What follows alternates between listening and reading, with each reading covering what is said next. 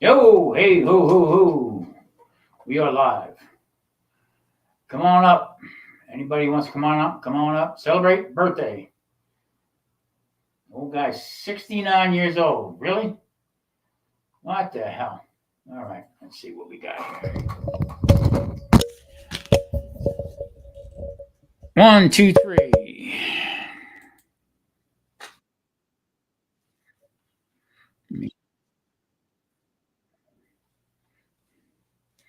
Let me share the chat here. Back to StreamYard.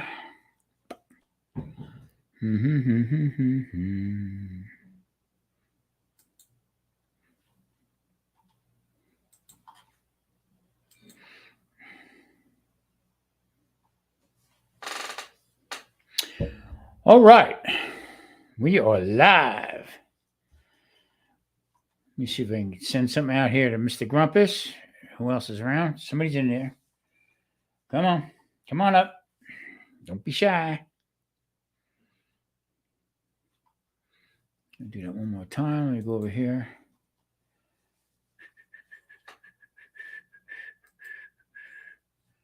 Top chat.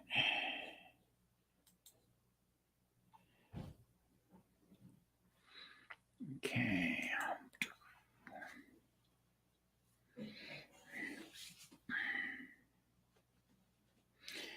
NBL.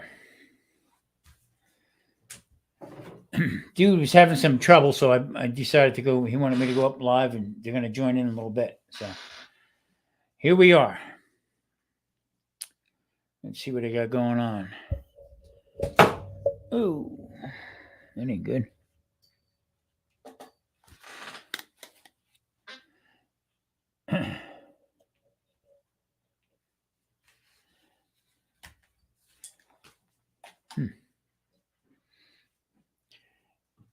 It is pretty quiet for a Friday night. Let's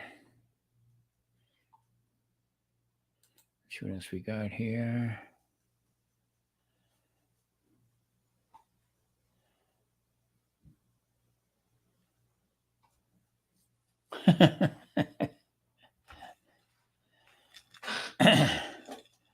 Got 3 people in. Do do do do do do do do do.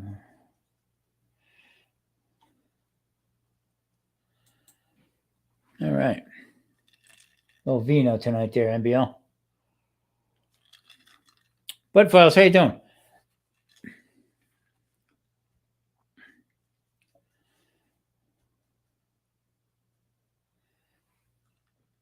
NBL, you watch the Bud Files? Great channel. Great supporters also.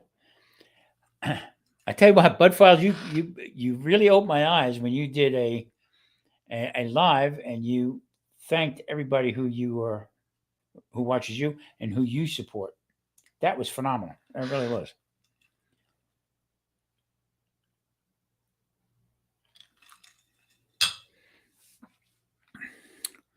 Let's see.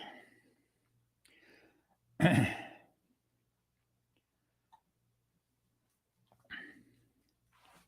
gotta really make Murray mad now. Listen to this. All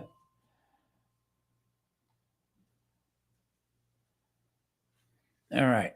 Well, anyway, we did a live cook tonight. Involved the grilling dude with Mike. He was the original host. And we had Keto Mike. And we also had Lee. And I tell you what, it was pretty good. Mr. Grumpus, hello. How y'all doing tonight? I am excellent. Excellent. Great show tonight. You know what? It really was. It was very intriguing to me that we could just run off on our own. Everybody cooked, and it came out really well. It really did. From a technical point of view, it come off really good. I mean, Lee handled it real well. They broke my chops to begin with, but you know what? That's that's part of it. That's part of the group. So I've been meaning to get a hold of you, sir. Uh-oh. No. I didn't do it. Kent did it. No. Mike is heading out. He's got to go to Salt Lake City. So he wants to continue with the Friday night stuff. So between what we're doing on Wednesday and then Friday, okay, depending on your schedule and stuff like that, what you would think would be a good time. I would like maybe like me and you do a cook together.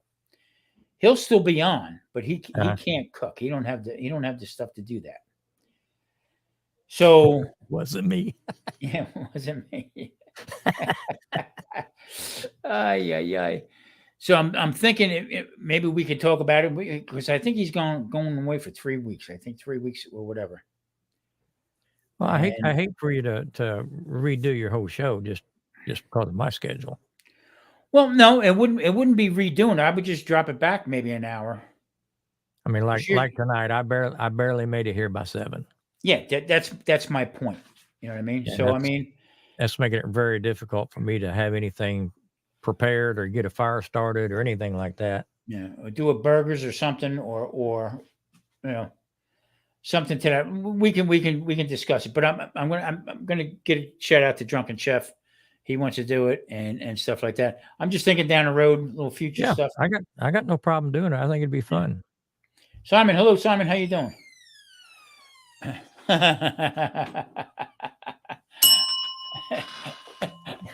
Look what you just brought in.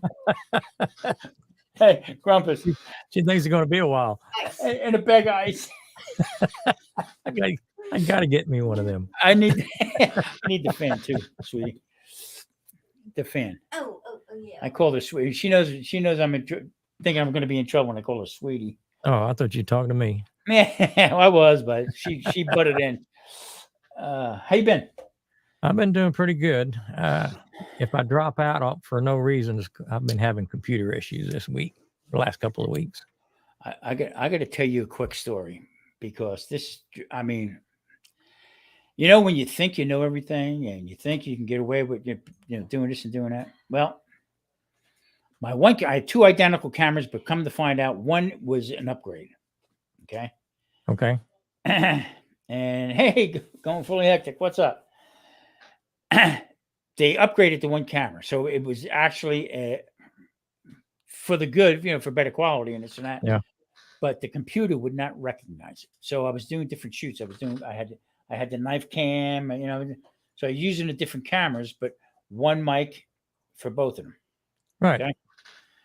Well, I go to download it, and Marie did a perfect video about. I'm filming her about artichokes. Okay. This thing just blew up. It said my camera was corrupt. Okay. And then wiped out the card. And everything. Wow. So Marie's talking to me about her. She's having trouble with her computer also, back and forth. And what I go and do? Boop. I hit a button and I deleted my entire video. Oh, no. Oh, yeah. no. So I tried to call Dutch on the phone. I tried to get him on the phone, and he just wouldn't answer the phone because he said it was me. So I was lost. So I lost everything. Caller ID is great. Amen to that. Daddy Dutch, what's up, brother? Gentlemen, how are you this fine Friday evening? You know what? If it was any better, they'd tax me. Well, sorry, Grumpus. I thought Mike, and Lee were still here when I said gentlemen. I'm having a hard time focusing tonight. I'm at the game. He's at the game. Looks like you're pitching. Actually, that's reverse footage. Grumpus is actually playing center field. Yeah, exactly. I had the game on a little bit ago. I saw the Rangers were down by a couple. So yeah, well, it's hard to root for the people to beat us, but it's still Texas. Trumpet, what's up, brother? How you doing? Lewis is in the house. No. Well, Tom, I'm having pretty much the same issue. I mean, I think. I mean, when I have my Logitechs, they all seem to work pretty good together. Mm-hmm. But I've got these face cams now, and they do not like to have more than one on the system. I went out and bought a new USB card to put in the computer so it'd have a different bus to go on to. but something is locking my system up. You're frozen right now. It's probably that home damn built computer you built. Well, the problem is, it's about 9 years old. Hey, Chuck, what's up, brother? Can you still hear me? I hear Yeah. you perfect. You're just All right, You're- let me. right You now, know, you're a great ventriloquist right now. right now I'm going to say he's never looked better. All right, let me back out of this, see if I can get back in. Only for the heck of it. 1080p. Oh, he's froze up. It just, No, nothing gets by you, does it, Chuck? well, sometimes. Mr. Tom, sir, What's up, Chuck? How you been? All right. you old fart. yeah, Yeah, happy belated, Tom. yeah. I mean, this is the first Well, time. it's not really belated. Today's his birthday, correct? No, yesterday actually was my birthday. The Oh, 26th. really? Tom, I'm gonna share a little information with you. Okay.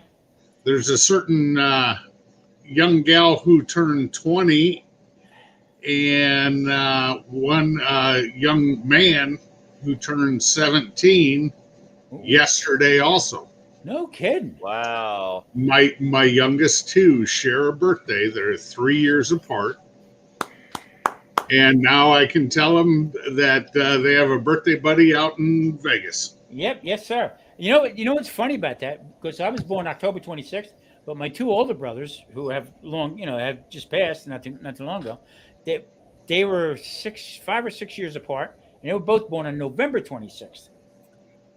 Okay, so I'm October 26th, and them two are November 26th. So Right. yeah, that's pretty cool. Yeah, tell them I said happy birthday. I will. The daughter just left with a bunch of friends. She's back from college. To go to a late night movie, so she'll get home about 1:00. Yeah, that's fine. And the boy will be home about the same time because he's in Omaha. Well, Council Bluffs, Iowa, right across the river from Omaha, at a playoff football game, which is now their last game of the year because they're down by like 4 touchdowns. So Oh boy. Okay. All right. Chuck, how you been? All right. I've been doing good, sir. Good. Good to hear. Yeah, both my cameras on Grumpus is 720, but what I did was I when I post it up on YouTube, I've been experimenting with StreamYard. Okay, I can switch off different cameras. Okay, Yeah, not yeah. not too much editing. I got a lapel mic, wireless. I can go to the refrigerator. I can move around a lot easier without worrying about the quality of the sound. But the first one I put up in 720.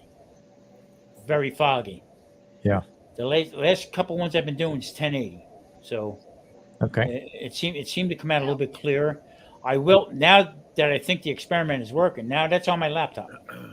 So I think the experiment is working a little bit better. So what I'm going to do is I'm going to upgrade to 1080 webcams. Yeah, get the 720, the Logitech 920s. Yeah, and then also I had my Chinese camera, the poor man's GoPro. I had that connected also, so I had 4 cams going, and that seemed to work out pretty good. But there again, that camera heats up so much. Yeah. I could probably light the stove with it. But anyway, The fact is, I bought a new camera this week. In fact, I picked it up tonight on the way home. Got the lens, I got everything, all the cables, everything I needed, except the mount's not going to show up till Monday. Get back over the mount. okay. So I can't even open the boxes and plate it this weekend. So, Grumpus, you was talking about the Logitech 920? Yes, That's what I got here they're great little cameras. on my looks screen. looks pretty clear. I was running 3 of them. I'm running 1080p. Okay, so All right. Now you're gonna make me look. I don't know. All I know is it's a Logitech. That's all I know. Yeah, well, that's what I got also. But I mean, it's only about yay wide. Oh, they're small little cameras. Yeah. Oh yeah, this is This Jeff, is what's up, brother? this is a Logitech right here you're looking at. it's got the flex mount. It's probably maybe an inch tall, 2, 2.25 wide. Yeah. Now, is that the mic on there also working? No, I don't use any of the mics on the cameras. No, I'm asking Dutch. Oh, No, I have a Samsung SAMSON. It's I'm on my HP Chromebook right now. This Okay. is still company equipment from the hot seat that CJ sent me. Okay. It's plug and play. You know, everything with Chromebooks got to be plug and play. He sent me a Right. different mic, but it requires a driver, which Chromebook doesn't have. Okay. Gotcha. And that's about as far as I know about all this technical shit. My IT advisor is sitting on the couch with the dog inside the house. well, your audio sounds great, Kent. Yeah, it Well, does. It actually does. It's that works, but that's on the Chromebook, and I use the iPad to do all my videos and stuff. The problem with my iPad is I cannot get a wireless mic to sound good on the iPad. Really? Yeah, I come out and sound like Kermit the Frog. Well, And maybe that's what I need to do is just sound like Kermit the Frog. I don't know. yeah. So, Chef, Drunken Chef, thank you. I appreciate it. Ken, I got a question to ask you. Now we started doing these live cooks and stuff like that. I'm enjoying it. I really am. Yeah. What do you think about? Do you think that? I mean, we had talked to quite a few people. I did, and that one guy in particular said, "You know what? I think that's the future of lives." Live cooks are fun. I did so many live cooks starting out, you know. I'd fire up the Blackstone, just, you know, Yeah. turn on the iPad, you know, Saturday, Sunday mornings all the time. But now it's just, you know, shit, too much stuff going on, you know. But I enjoy, like, when we smoking and grilling with AB had Battle of the Kitchens back in the day. When was that? Be 2019, right back, guys. Puppy has no 2019. body. Something like that. Chuck's got to take a leak. He's Yeah. old. Not as old as me.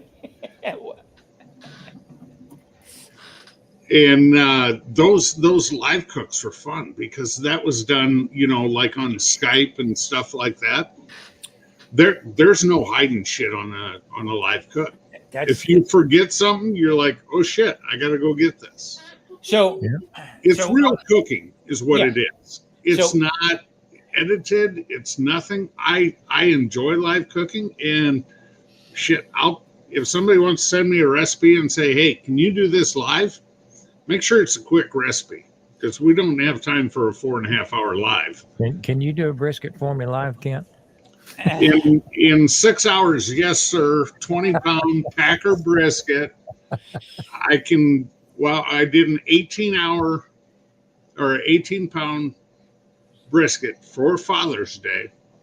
I fired up my drum at 11. I had it, 6 a.m. At noon, I had it resting, and we ate at 1 o'clock. Wow.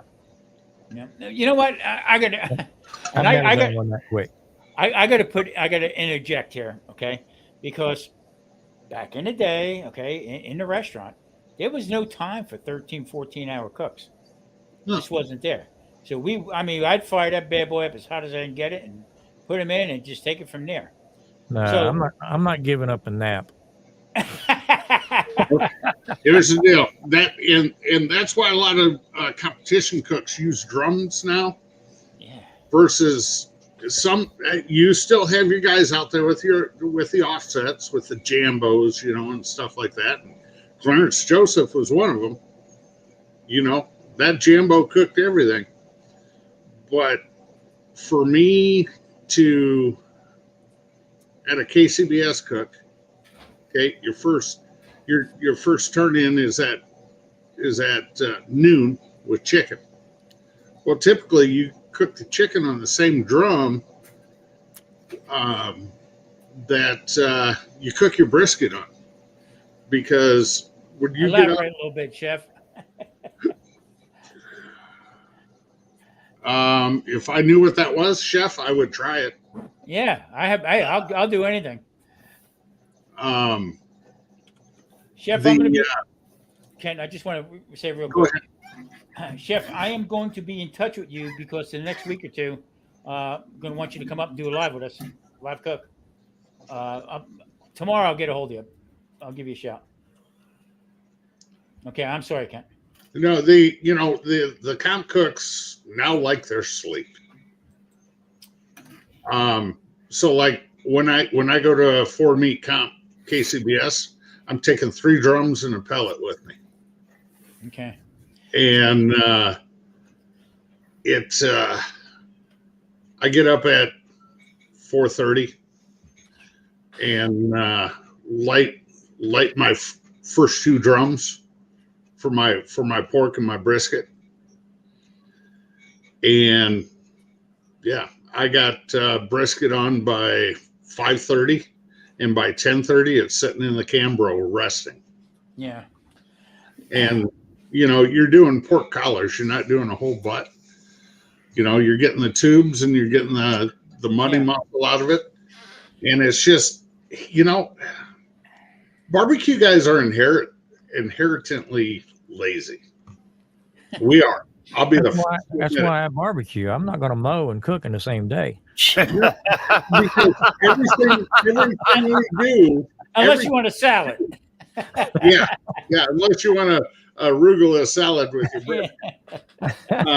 Everything we do is pretty much disposable. We use the hardcore carnivore or Heath Rouse disposable cutting boards. You use it for that meat, you toss it. Yeah, you got 3 bags of trash to take out, but you have you got to wash 3 knives and 2 sets of tongs, and you're done. And then you've got the Reynolds wrap pans, Mm-hmm. so to speak. The aluminum pans. I just bought 3 of from Sam's Club, 3 of the 18 packs of the full size pans. Wow. And 2 32 packs of the half pans. And they went up in price also. They're not bad. Around here, they're not bad yet. The heavy duty, the 500-foot, the 18-inch aluminum foil. The wife, we were there last Saturday, and she's like, "You need to grab one of those." I said, "Honey, I got a box and a half foil." She goes, "You are never going to see that price again. Buy another one." Yeah. So that's sitting right under here under the griddle, brand new. I won't use it until January in my first KCBS comp that I'll be doing in the snow, by the way. Hey, you know what? You're doing really well. I mean, I honestly can turn around and say, yeah, I know a guy who competes. And that's the other thing I wanted to talk to you about real quick. I know I mentioned it one time before. One of the casinos that I play at out here is out in Henderson. Okay. And they were running by me a little bit about sponsoring a barbecue cook-off, or a competition. Competition. I tell you what, I started a series up here, and if he wants to, let's put it this way, I got to go out to Vegas for 3-4 days anyway, because the wife and I have to do it. If he wants to take care of my weekend, I will give him everything he needs to set up the comp. They're right now. Ahead of time, as long as I can be out there for the competition, I will help him run it. I won't cook in it. Well, here's what I said. Okay, I said, listen. I said, coming from the restaurant business, cooking's cooking, but here's the deal. I said, if I do get involved in this, I don't want it half-assed. Okay? No, you can't. You will have to hire competing judges. Okay, we have to invite most of the top people who are, looking to compete to bring them out here. Because here's the thing. Not only he has 2 different casinos that he has, okay, but south of the Strip. Okay. Does his last name start with a G? No. Oh. but here's the thing. And it is GA, but it's not Garvey. I know that. But here's the thing. Okay, this could be he's building a hotel at the site right now. Didn't have a hotel before, so this would be at, the downtown Henderson with a hotel the whole bit, and he's got property alongside the whole thing. So it would be wide open. All right, but I said I would get involved in it. I really will. Okay, I would put my name out there, and I know a lot of people who might want to be involved in it. But in the same token, you got to figure out which way you want to go with this, and you got to pay. Yeah. Here's the deal. I did the Tri-City Barbecue Fest in Denison 6 weeks ago. Mm-hmm. Okay. And that's roughly 2 hours from me. It's called Tri-City because from Sioux City Metro, Omaha Metro, Des Moines Metro, it takes the same time to get there. There were teams there from Colorado, Mm-hmm. North Dakota, South Dakota, Iowa, Minnesota, Missouri, Illinois, Indiana, and Wisconsin. Okay. This is a one-day comp. The total prize pool was over $15,000. So these comp cooks are going to drive I agree. a $15,000 competition. I totally agree. Now, not knowing what casino you're talking about, but if I was south of the Strip and I had to run a one in that area, I would pick South Point in a heartbeat. Okay. Yeah, but it's way. The reason being is the comp cooks don't mind some foot traffic. Mhm. Okay. Houston Livestock Rodeo, San Antonio, Austin, the Jack, the Royal, that's different. But when I was at South Point, they have a big enough frickin' area.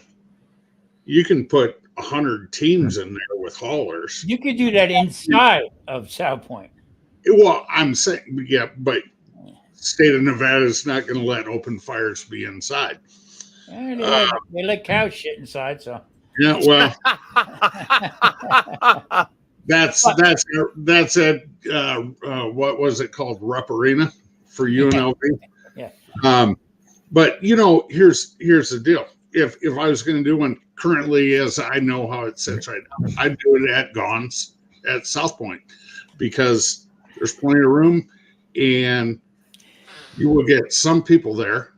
And if you put up a $20,000 prize pool, I guarantee there's going to be 90% of the true barbecue cooks from that other state, the one to the west that should fall in an ocean. Yeah. I guarantee you'll get guys from Texas to drive out there for $20K. Yeah, but here's the thing that I'm looking at. Okay. Nobody else out here is doing it. No, they all do SCA and tri-tip competition. Yeah, but they stopped it. They stopped doing it because you know why? I don't. They turn around. Well, the pandemic, but even before that, it was driving off. No. You know why? Because the money factor. I am sick of this pandemic. Yeah, me too. Yeah, you too. But here's the other thing. Okay. Sorry, Gil. I forgot. This one. Okay, all but Chino and Fontana. Yeah, all of this depends on. This is not within a year or two. This is probably 2 years down the road. Okay, to put it together, 2 to 3 years down the road. This guy is ready to rock and roll. You know what? My wife, 5 years ago, I set up a local event here. And she looked at me and she goes, "Why are you doing all this work for this competition?" And it's one I set up at the campground. It still goes to this day. Everybody loves it because they got a a spot. They all have electric, blah, blah, blah. And I said, honey, I said, I'd rather run a good competition than win a bad one. Yeah. She goes, are you serious? I said, yeah. She goes, what are you getting paid for this? I said, absolutely fucking nothing. Yeah. But the guys like me that like to get out and cook and compete, they're going to remember it. Right. Yeah. I turned around and I said actually to the general manager, I said, I didn't talk to the owner, but I seen him the other night and, hey, how you doing? You know, one of them type of deals. But I talked to the general manager and I said, listen, this is just not about bringing in, you know, people who that's all they do is barbecue competitions. You have got to also open up to locals. Okay. Yeah. It's got to be local driven to bring in the bigger competition. You know, you start here and just work it right up and involve them in with the bigger competition. Here's the deal, Tom, and this is the way I'd pitch it to them. Through KCBS, your first year, your competition, you're in a grace clause. Mm-hmm. So the first year you're going to do it, KCBS is going to come in and they take care of lining up the judges, okay, and all that stuff. So what you would do for the first year especially is you're going to do 2 divisions.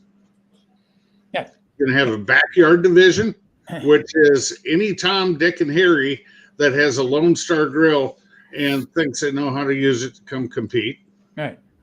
I'm looking at this guy.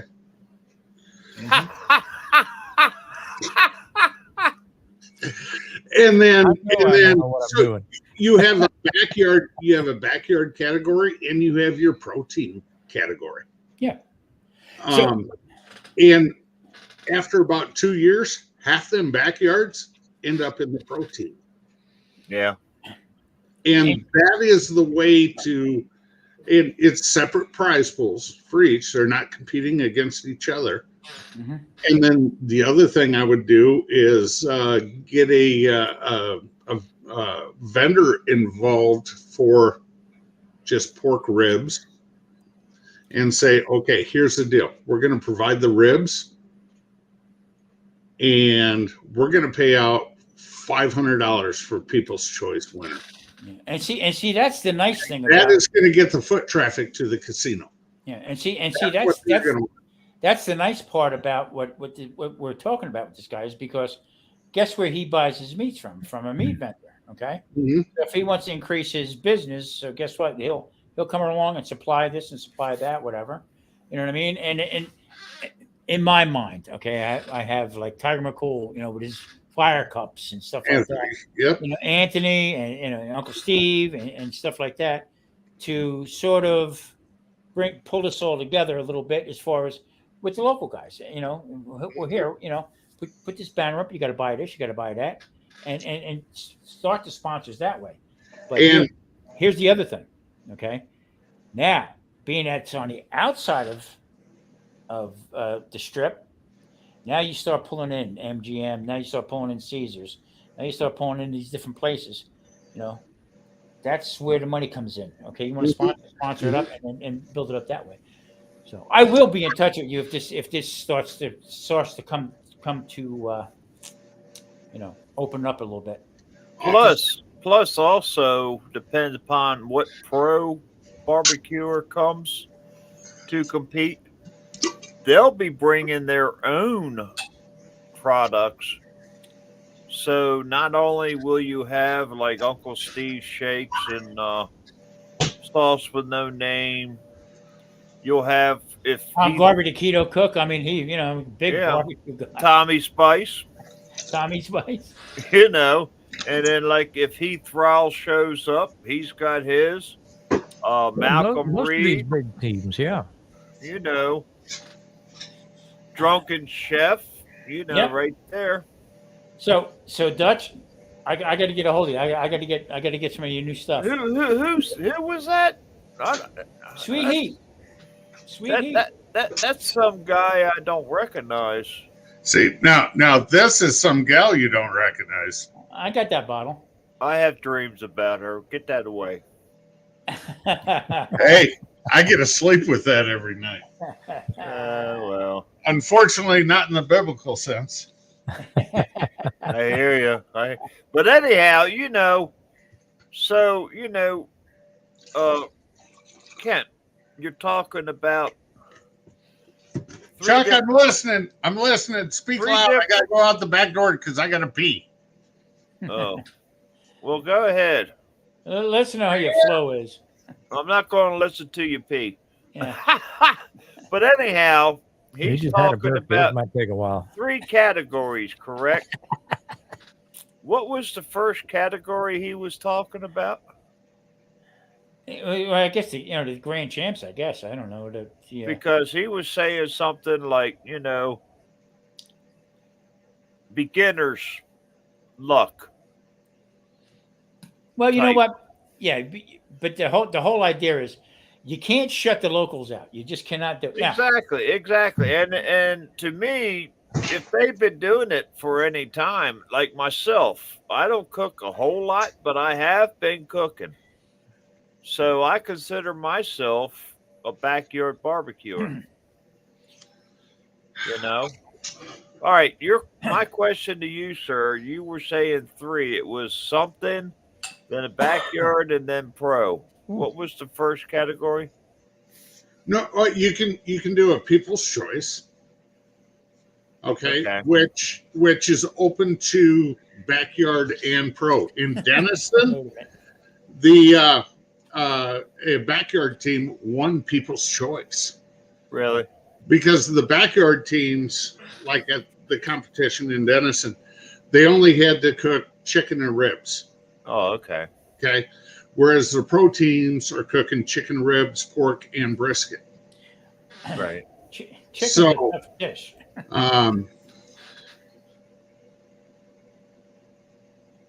Hold on, I'm trying to read DLM's Locals comment. out. You can shut the locals out. Doesn't mean. Oh no, we would encourage that. Oh, no. You want That's my whole deal with this casino is it's you got to you be want local. your locals there. That's why you run a backyard division, a pro Right. division, and then let your backyard guys cook against the pros that Yeah. want to do it in people's choice.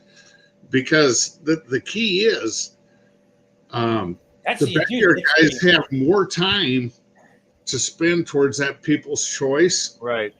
That's where the enthusiasm is. That's Because where they're Who, doing does, other who things. doesn't like rooting for the underdogs? yeah, Exactly. hell yeah. Exactly. Why do you think I'm happy the Diamondbacks are ahead? They're the under. Oh, sorry.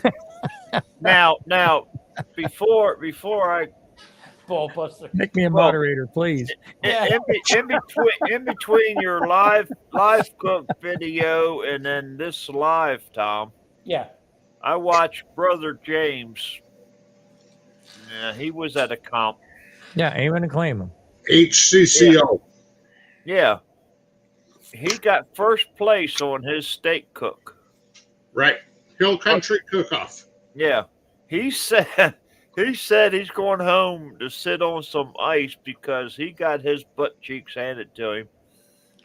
That's On his brisket, he got 50th out of 51 teams. Ouch. Hey, Chuck, I'm going to tell you right now, my first KCBS cook-off, if you look right back there, you see that big black banner? Yeah. That was on Friday night, just like James's steak cook-off. Okay. Started off the weekend Yeah. with a win. Never got out of my chair the rest of the weekend when they called the 4 meats. Wow. And out of 37 teams in chicken and ribs, I finished 36th. yeah. You cannot predict. I mean, what's going to happen or what the turnout is. That is barbecue. That is Depends on what- competition I barbecue. mean- what any particular judge likes that day. Yeah. I mean, I'm sure there was a couple backyard guys that come in and they kicked the pros' butts. No, because they would be in a well, they might be considered backyard. Well, I mean, you know, In the they're four not meat, they're not the full they're not a full pro, but they're pro enough to compete. Well, Okay. no. Here's the deal. Let me explain No. something. Okay. Here's what happened. Okay, You might okay, have some guy come out, okay, and he'd been cooking in his backyard for 15 years, okay, Mhm. and he has a fairly decent spare rib that he makes, okay. Now he's going up against a pro who does competitions constantly. He okay? knows the game. Yeah, and all of a sudden now this pro, okay, he knows his heat level. He knows when he's going to put it in. All of a sudden, you get this nobody from the backyard. All of a sudden, tweak something that this Yeah. other guy, the pro's not doing, and Yeah. kick his freaking ass. And that's how it works. I mean, it just you never know. That's what I meant, Kent. So Okay, because I mean, I didn't mean to get you all roused up. no, no. What I was discussing with Tom though is, you got two different divisions, so Right. you're never definitely. gonna know. You're never gonna know. Anytime most times, I shouldn't say every time. Anytime you cook barbecue in your backyard, neighborhood block party. I cook for our church. Everybody's Right, going to tell you your right, barbecue is the best. You want to know how good your barbecue is? Serve it to 6 people who don't know who you are and look at that scoring card at the end of the day, and Exactly. then determine how good is your barbecue. Yeah, I had a guy tell me one time, oh, you cooked this, you did that, the whole bit, so what? So here's the deal. So what? Okay. Do 430 freaking dinners in a night, okay, and have it consistently over and over and over again for 430 dinners, okay. That's cooking. If you can do 430 covers of a ribeye steak and 350 of those are medium rare, and you can get them within 3 degrees of each other, perfect doneness, I'll kiss your ass. Yeah. I tell you what. Let me bend over. Because Hey, consistent. wait. Will you ring the bell? I gifted I gifted Marie a fucking cast iron skillet. Just for you. I'm only kidding, Marie. No. That's No. it. He's sending you a Tell her- cast tell her- iron hey, bag. Your head with. Tell her I'm also YouTube appeals board. And that's just to smack Tom upside the head. During the live, I had the dude on the computer, Yeah. and I had you on here on my other account, which is YouTube appeals board. And I made the comment that, Marie, I heard Tom ring a bell. Go hit him with a skillet, please. Yeah. She don't need no encouragement, that's for sure. I know, that's why I'm doing it. But the funny thing is that we did that for 15 years, 200 pounds of lobster every night, 7 nights a week. Okay. Yeah. But no. Here's the kicker. A couple miles down the road from us, okay, a guy came in with lobster $1 cheaper than us and almost like to wipe us out. Really? Yeah, I mean that's the way it is. I mean, so you got to be ready for that. You got to stay in your game. I always broke chops about how people trim the brisket. Okay, get it nice, rounded off the whole bit. If you worked for me and did that with a brisket, I'd fire you in a heartbeat because you know what? All that tonnage that you take, the poundage that you're taking off, okay, that's money. That's money thrown out the window. Either make tallow out of it or whatever. Okay, because it just keeps rolling. But I get it. I understand it for competition, for the looks of it, the whole bit. So that's a different animal in its whole thing. You're depending on one guy. If you don't like the way you look, guess what? You're screwed. No matter what your meat tastes like, you know what I mean? Tom, you would have cried if you were with me in Worthington.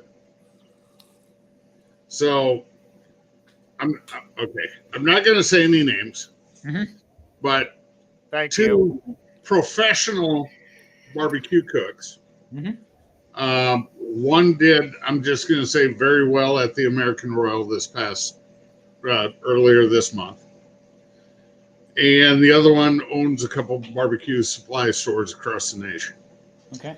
They cook a certain brisket. And they had Snake River Farms gold briskets that they were almost forced to use Wow. because their regular briskets, well, they didn't show up till 9 o'clock, almost 10 o'clock Friday night. Wow. They were driven 3.5 hours from where they arrived to the competition. So the one guy, they got their new briskets, which are like a Kushi brisket or whatever. Yeah. It's supposed to be, better than Wagyu or whatever. So the one brisket the guy was going to use, I bought his brisket, seasoned it and everything myself. What he was going to get rid of. Mhm. Ended up with a 12th place brisket.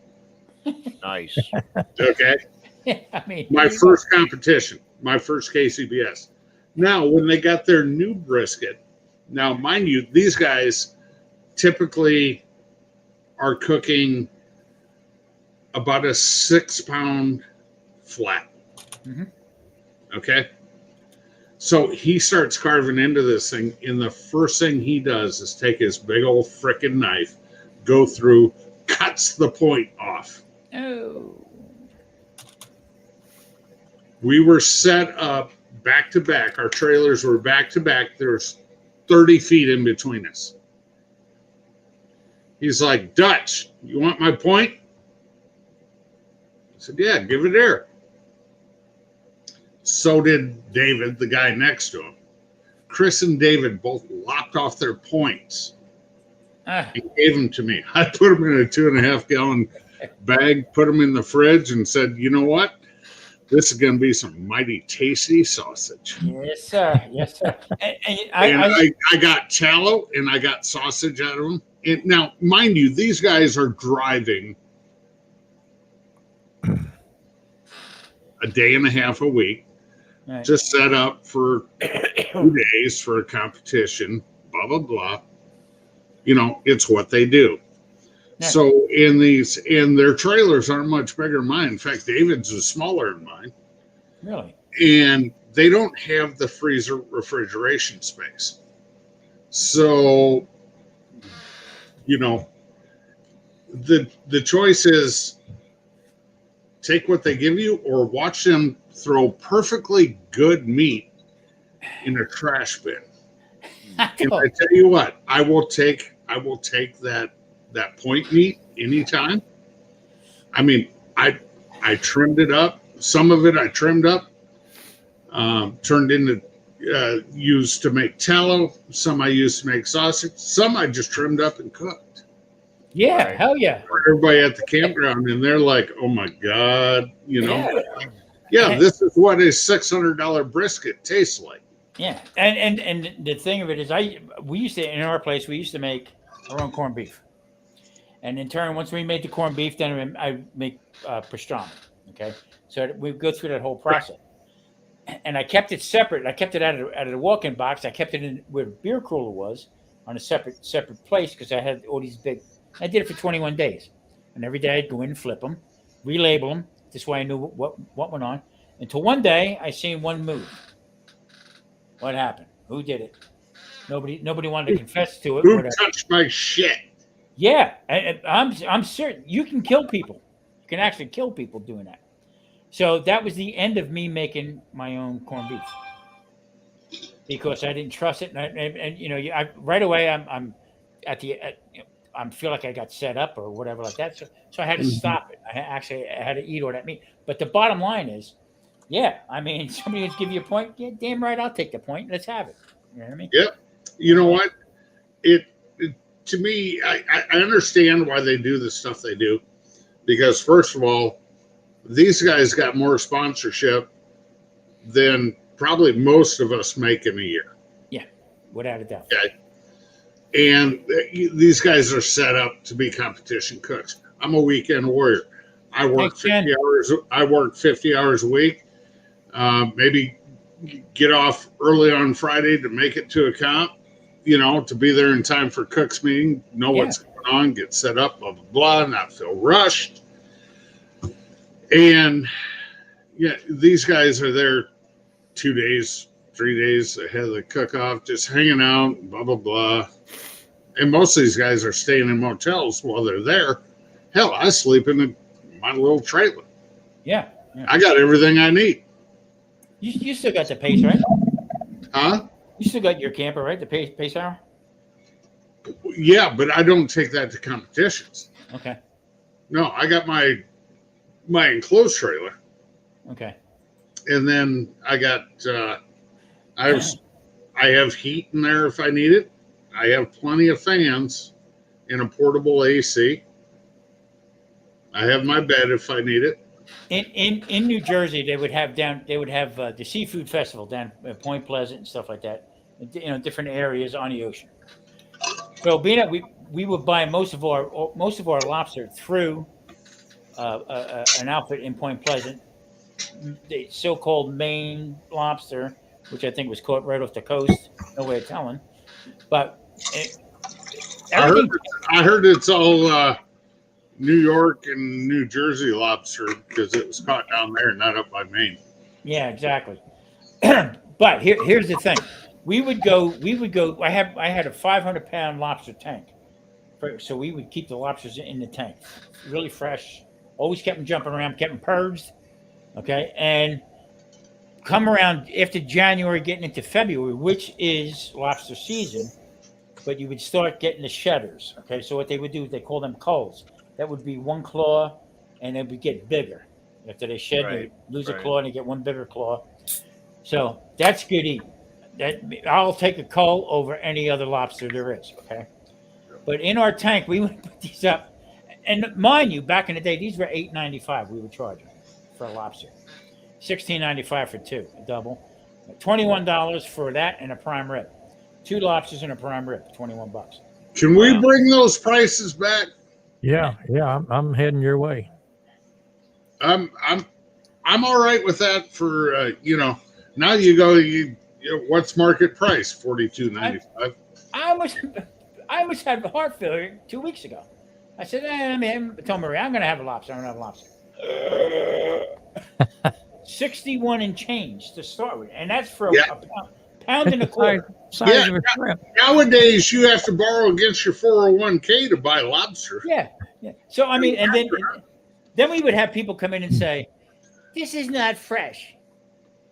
Oh, Maria would go like this. Oh no, don't say that.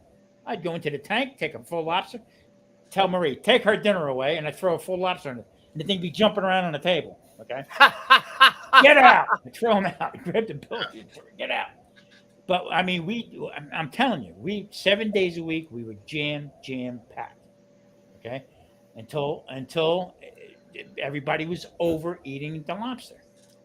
I did prime rib. We did ribs, prime rib, filet mignon, New York strip, and the cheapest thing on the menu was ribeyes. Believe that. Wow.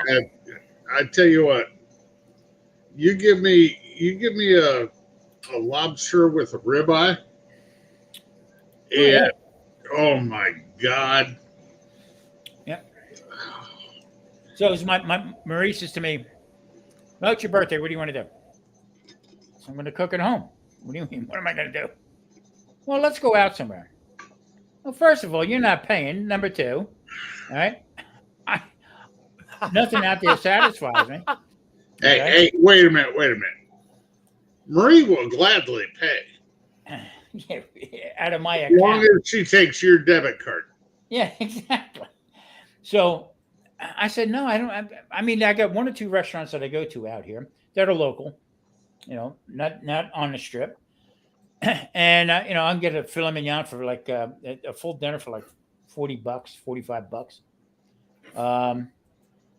A couple other places with, ribeyes and stuff like that. But as far as seafood and stuff like that, I'd rather do that at home. I'll do it myself. So I was invited into a collab. And of all things, they challenged me to make seafood. Marie said, "Really?" She said, "That's that should be your middle name." So, yeah, I was gonna say that's like, bringing a 9 mil to a group full of 357s. Yeah.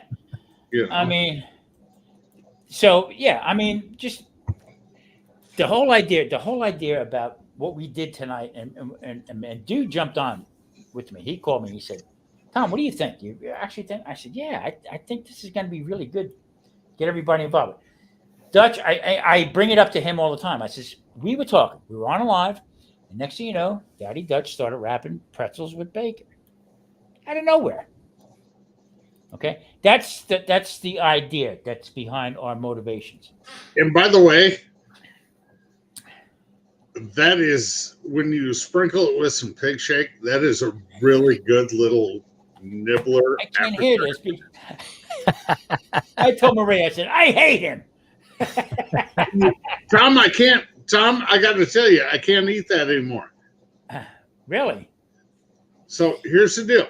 2 weeks ago, went to the doctor, had an ear infection. Got on the scale. Bingo. She looks at me and she goes, "Kent, that's the heaviest you've ever been." I said, "Yes, I know." Don't you hate them lion scales? Yeah, sons of bitches. I went there Wednesday, 2 weeks later. Okay. Now I've made a couple small changes. This is post pretzels. Yeah, post pretzels. Okay. I got rid of all the pop, especially the zero sugar shit with the aspartame and all the salt, blah blah blah. Garbage. This is a drink of choice. Tea. Unsweetened, Gold Peak. Make your own. Put a little lemon jello in that. So I went there Wednesday, and she looked at my A1C numbers, down 0.4. I mean, Well, I could. From 6.6 to 6.2. You're in the right direction. She then put me on Rybelsus. Ugh. Here's the deal. No, Tom, we're in the starting process. We're not where you're at. Okay?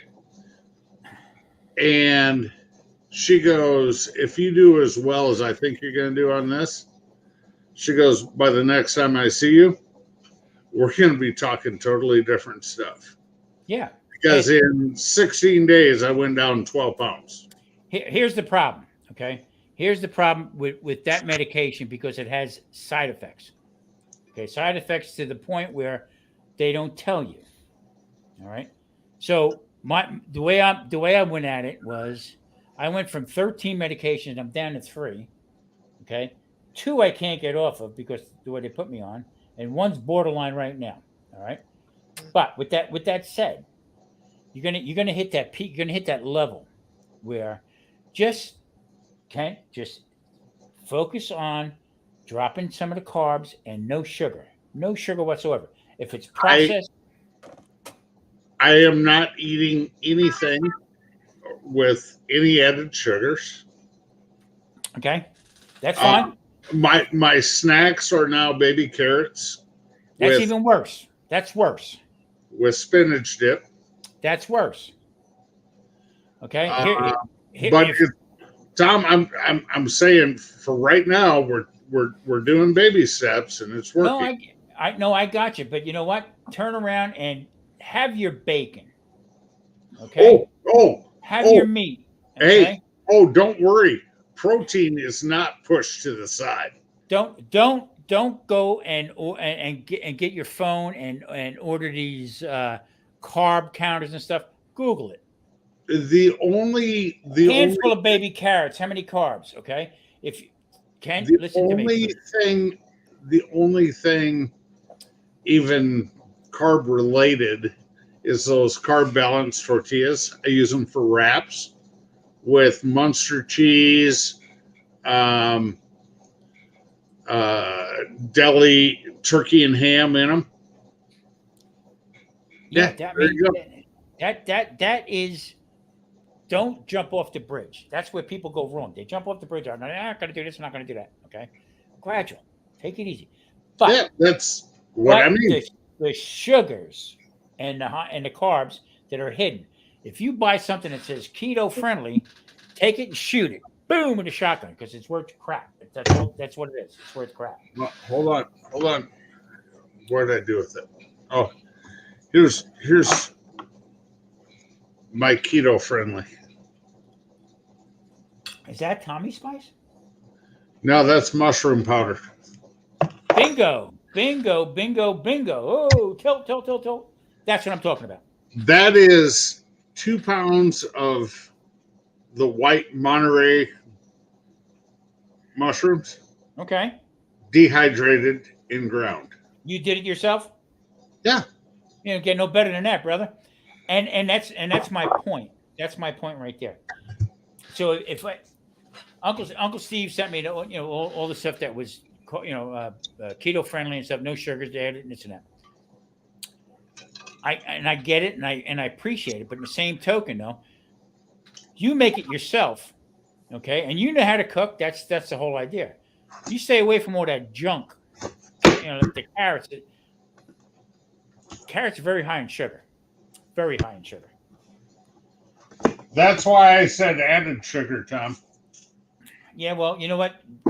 Believe it or not, you're adding sugar when you eat the carrots. Well, Stay away from them for a little bit. that's why I like this one. Yeah, exactly. He sent me out. He sent me out a couple bottles of that, which is good stuff. So the bottom line is the junk food. So throw the pretzels out and eat the bacon. That plain and simple. Kent, you'll do fine with it. You're determined. You'll be all right. Just watch. Just watch the added crap. That's Tom. that's true. I am starting to make bacon chips. Bingo! Touchdown. So I take the bacon. I take the SPG. I put it on a piece of parchment.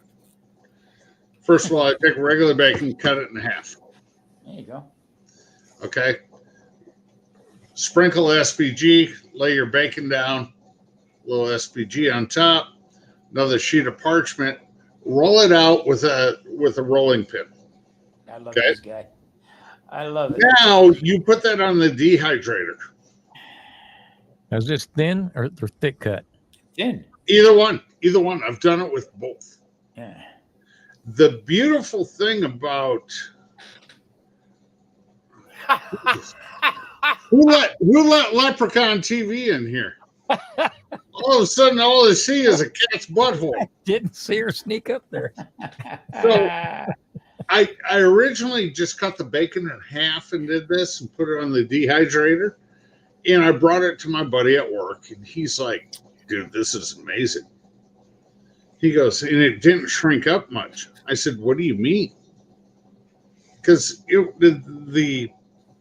when you roll them out, the bacon stretches. Mhm. Okay. But when you put it on the dehydrator, it doesn't shrink up. Right. It stays. So So much moisture. the half strips of bacon that should be 5 inches long were 8 inches long. He thought it was a full strip of bacon that shrunk up a couple inches. I'm like, dude, that's a half strip. He's like, what? So I went through and I've been playing with this, and I'm going to be putting out bacon chips, a little paprika, just for some color, some All-American SPG, and then I'm looking at the Greek dip, tzatziki sauce. Yep. Now, listen to this. I understand there's going to be natural sugars in there, blah, blah, blah, blah, blah. I'm not looking to eliminate all sugar. I'm looking to eliminate added sugar. No, here's what I'm Tom, talking hear about. me out. I'm, like I said, baby steps. I'm doing this my way. Yeah. And I'm thinking, if you cut them into roughly 1 by 1 squares, okay, and they're going to stay that size on the dehydrator, That's a hell of an alternative to a pretzel. Yeah, and I got one more for you. Okay, take Parmesan cheese. Okay, add a little either Monterey Jack to it. All right, sprinkle cheese. Put it out on parchment paper. How about pepper jack? You can. Oh yeah, you can. But You know me, I like the kick. But here's what I'm talking about. Cheez-Its. Yeah. Okay, Make so your you spread this out on there. Put it in the microwave. You microwave it for a couple, 30 seconds. Take it out. You take a skewer and you can make your little holes in them to make them look like Cheez-Its. Okay. Then you take you could take Uncle Steve shakes, whatever you want to put on it, put them back in and finish it and then cut them in squares. You can't go wrong. Now, one other thing with your bacon chips, when you're making your bacon chips, add that to put it in a blender, blend them bacon chips up, add in Parmesan cheese, put them on a sheet, bake them up, or put them in a microwave. I'm telling you what, Doc, there's so many different alternatives, and you know what they are. You know me, they're not going in a microwave, they're going in a fucking smoker, Tom. Yeah, whatever which way you're going to do it. But you know what? You're taking control of what you're doing, what your intake is. No added sugars. You're eating whole foods, and that's the key. Whole foods. So I guess what I'm trying to say is I'm doing a what do they call that old diet? That diet, like kind of paleo, keto friendly, paleo dirty keto. How's that? Yeah. See, here's my deal. I don't call it a diet. I call it a lifestyle. I change things up, and that's it. I just don't eat sugars. I'm gonna say this again. Baby steps. Yeah, you'll be all right. No, you'll be all right. Thanks, Steve. Appreciate it. 12 pounds in the right direction is a good start. No, and you know what, Kent? Your A1C is not bad. I mean, you don't have a far journey. But okay. I have the family history with the A1C that, and finally I'm off that freaking metformin. Jesus. Thank you, brother. Thank you. I'm on. No, they put me on something else though. Yeah. Well, you know what? There again, baby steps. But it's not metformin because. Yeah. I tell you what, for a guy not having a gallbladder and being on metformin, that'll wreck a guy's night. Oh, without a doubt. I mean, I couldn't sleep for years. I couldn't sleep that I was on. You know what it was? And I was chasing my tail. Not to keep dwelling on it, okay, but just change things up a little bit. I eat whole foods. I don't eat nothing out of box or anything else like that, and it's just everything is fine. Just you just can't stop. I like the people said, I tried it for a week. Well, guess what? A week ain't long enough. You know what I mean? Yeah. Pete Digits got a question for you. Bacon, egg, and cheese, yes. Yes. Soft taco. Yes. Jesus. Absolutely. You can get tacos right now. You can get the small tacos right now, 7 grams of carbs. You can eat 3 of them, 21 carbs. You're good to go, brother. No problem. That's Tom, this is where I'm going to run into problems. If you look at Uncle Steve's comment, when we go to Lopez Family Restaurant in Houston in February, that's my cheat day. I'm telling you that's going to be my cheat day for a month. You're going to put it right back on you. So like I tell Marie, okay? She says, well, you can't have that. It's not keto. I said, let the keto police come knock on my door. Yeah, I mean, all you got to do is just break it down. It's not restrictive. You can't have this, can't have that. No, you can have whatever you want, okay? But you're going to know how you're going to feel the next morning. It's just like drinking. Steve's killing me throwing the Lopez name in there because you won't be able to I got to tell you, 3 years ago, we went down to Houston and cooking with CJ, my wife, myself. It's the first time I met Grumpus also. We basically drove half the day we were driving through Texas and the other half the day we were eating. That's what you do in Texas. No, I mean, we got down there. We went to Galveston one day. Steve still had to work, so the four of us went down to Galveston. TC. And then we went to Lopez that night. And when we got done at Lopez Family Restaurant, we went back to the motel. Mhm. There was no sleeping on my stomach because I was hungry. I was so damn full. And it was so remarkably good food. Yeah. I couldn't stop eating. Did you make it to Guido's in Galveston? Huh? Did you go to Guido's in Galveston? No, CJ, Chris, Kathy, and I ate at the spot. Where? The Spot. Oh, I know where that's at. Okay. And it was damn good. It was good. Back in the day when I was in Texas, there was a place called Fat Frank's on Gessner. Yep. Okay, I went into Fat Frank's and I sat at the bar and I said, I'll have a Coors Light, and they all looked at me. I said, all right, Coors. They still looked at me. I said, all right, I guess I'll have the Texas beer. All right, but this thing came out, looked like a carnival mug. Okay, freaking thing, it had to be that big with the big hand. I needed two hands to pick it up and drink it. So I said, I'll have the cheeseburger. You want the Fat Frank's cheeseburger? I said, well, unless I'm in Gillies, yeah. Give me the Fat Frank's burger. This thing came out and looked like a pizza pan. That's how big it was. Hamburger. So right away, I started looking around thinking that I'm on candid camera. It's got to be, right? No, that's the way it was. And girl says, you want another beer? I said, no, I need somebody to lift it up to my mouth or a straw. I wanted it to. Okay. I left out of there and I was a happy, full man. And I think it cost me like $8 back then. Okay. So I said to my first wife, I said, I got to take you to this place. I said, this place is unbelievable. So I took her back a couple nights later. We go in, okay, and the place is jam-packed. Pull in, go inside, get a table, sit down. And I said, I have a beer. And as soon as they brought the beer out to me, my first wife says to me, now I know why you like this place.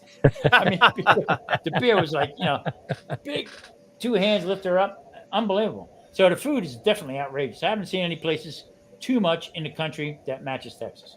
I haven't. Mr. Tom, Yes, sir. there was a comment I read from P. Digits. Uh-huh. He said, Little Debbie Nutty Buddies are the key to losing pounds. How can that be true? Aren't they sweet? It's not. He's just breaking balls. Oh, He's got to be because that. That was my go-to back in the fat days. oh yeah, definitely.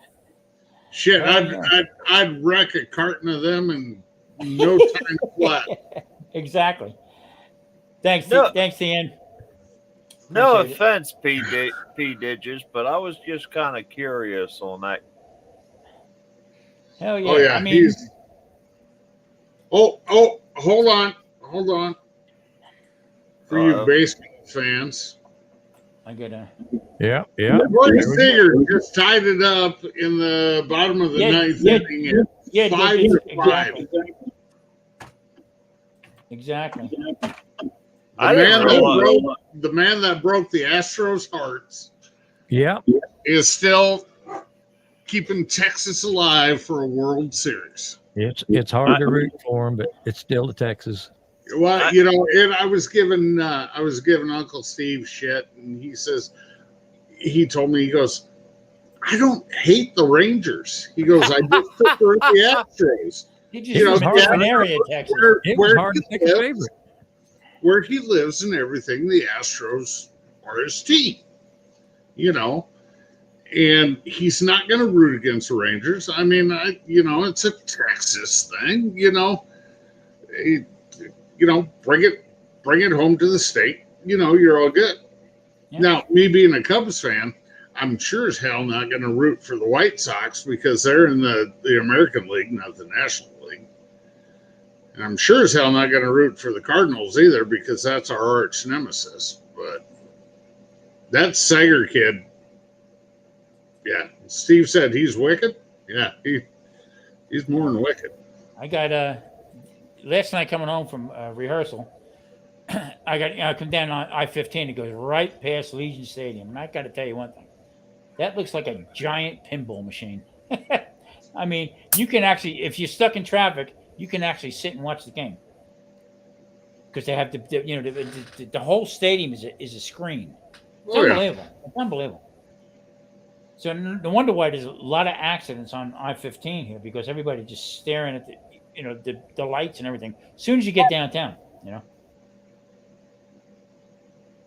Yeah, I didn't even realize the series started up already. Yep. Game 1's tonight. Well, the booking agency, I mean, all the ones that have a lot of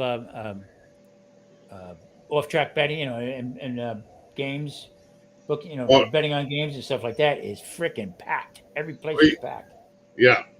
Every sports casino in Vegas is packed. FanDuel, DraftKings, every booking agent is watching this shit right now. And believe it or not, I'm like maybe 3 miles from the Golden Knights arena. Where they have their hockey games and stuff. I must say the Stanley Cup champs too. So I had to switch things up a little bit because you think you talk about people from Texas who like the Astros or the Rangers and stuff out here. If you're not a Raiders fan or a damn Golden Knights fan, holy crap, you get your head handed to you. Well, Tom, I heard you were a Las Vegas Aces fan. What's that? Who are they? WNBA, because all them girls look down on you because they're all 6 foot. Dark Lord, no, I'm actually in Iowa. No, I am not in Vegas. Also, only Mr. Tom is out that way. Luke, what's up, brother? Well, guys, I'm going to hop off here. I wanted to hop on, wish Mr. Tom a happy birthday, and Chuck, I appreciate it, brother. Thank you. Kent, good to aggravate you again. As always, Chuck. As always, I wouldn't have it any other way, buddy. Chuck, keep in touch, will you? I will, sir. Mr. Grumpus, good to see you again. Good to see you again. Well, what's this Mr. shit? Sure. When did you get so formal, Chuck? Yeah. Garcia got hit again. Yeah, Garcia just got plugged.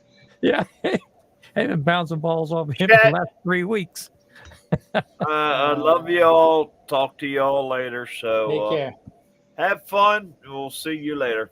All right, Take Chuck. care. Take care, buddy. Chuck's got to go tuck Lance into bed. They're both up there in Maryland. So. Thank you, Bill. Look, appreciate it, Gary. Yeah, so I mean, this time of the year out here now it starts getting a little festive, a lot more parties going on and stuff like that. But everybody thinks that Vegas is 24/7. It really isn't. I mean, unless you're downtown in Fremont Street or whatever. But a lot of places, the only time Vegas is 24/7 is if you want it to be. yeah, I mean, but a lot of places shutting down earlier. I mean, a lot of restaurants are not open 24/7. It's crazy. Things have changed. Things have changed since I've been here in the past 4 years. My thing about wherever I go, I don't want to eat at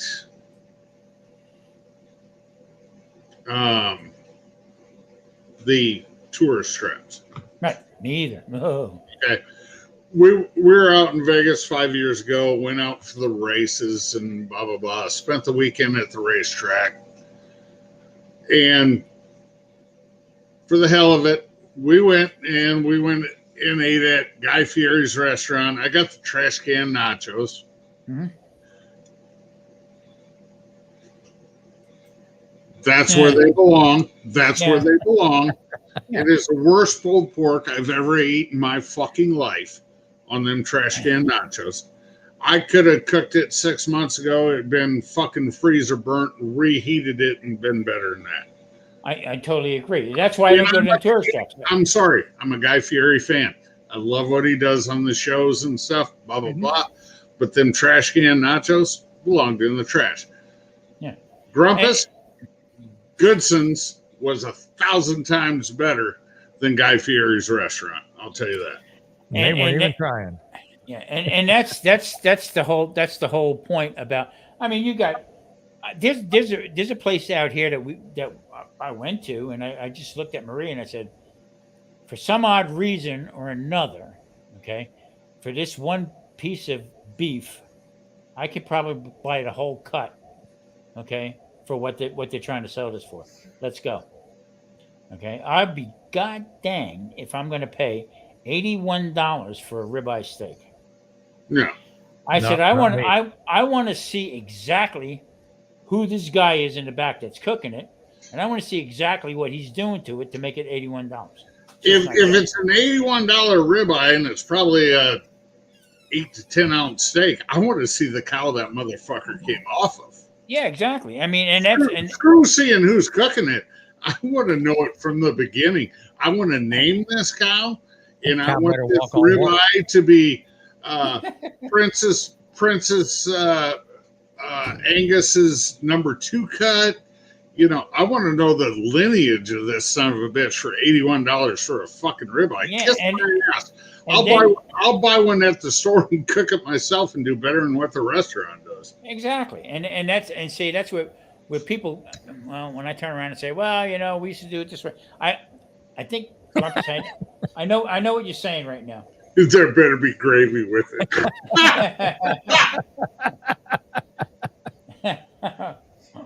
That's hilarious. For $81, it better come with a date and a happy ending. So, Yeah, Sure yeah, thing. they better feed me. But horrible. I mean, but you know what? They get it because they charge it because people pay for it. oh It's a yeah, shame. people are gonna pay it. You know. Today I was at the store. Before today's cook was we opened up. I did pork tenderloins. Marie opened it up, and you could smell the rotten meat smell. Ugh. It's at 3:00 in the afternoon. Pork tenderloins. She wrapped them up, put them back in a bag, got in the car, boom. I ran down to the place because this place is not known for that anyway. I go in, they exchange it, no problem. Get what you want. I got what I need, and come back home again to redo it again. But that's how fast things can go sour. How fast things go wrong for it. But they're getting a premium price for this stuff, and that drives me insane. Just completely. I seen a full cut ribeye. It was 26 pounds. Okay, and they wanted $238 for it. I'm not paying for it. I'm not doing it. I'm just refused to do that. $11. If more people did that, then the prices would have to come down. Yeah, exactly. So Yeah. Don't pay it. You know. unbelievable. You know, the three of us can sit here and say we're not going to pay $11-12 a pound for a frickin' ribeye, but then you get a guy who walks in there and says, "Oh, I got a party coming up. Give me 3 rib roasts," and Yeah, they're like, behind- "Okay, our pricing ain't bad." And also, I think it was a 21 or 22 pound full packer brisket. Okay, and the one I looked at was $120 some dollars. Sorry, Huh? 120 some dollars it was. What grade was it? Choice? Choice. Yeah, That's high for choice. exactly. It is, and I refuse to pay it. Back in the day, even out here 4 years ago when I first came out here, okay, I could pick them up for $45. It Yeah. Right now, if you're watching this, I mean, right now a choice brisket up where I'm at, $2.99, $3.99 a pound. That's cheaper than what we got it right now. Yeah. And And my point is, prime okay, is $4.99 minimum. I'm looking at $3.29 for select right now. Oh shit! I can get. Shit! I got about a handful of Primes in the freezer right now for $3.99. Yep, I'm not paying those prices. So then I went from buying New York strips and ribeyes and stuff like that. Then I started getting chuck steak, a full roll chuck. Well, I was almost mortified today when I looked at it. What the hell? $160 for 20, I think it was 20, 24, 25 pound full roll chuck. Unbelievable. But that's people keep paying it, and that's why we keep paying, getting them prices. Now I can go to the Filipino market, okay, and I can get. I think I got instead of me buying bacon anymore, I cook pork belly. I don't miss the smoke. If I want to smoke it, I'll put it in my smoker, whatever. But I got 4 pounds, which is pretty thick cut. 4 pounds of pork belly, and I got it for $6.95. Oh, that's pretty good. Yeah. So.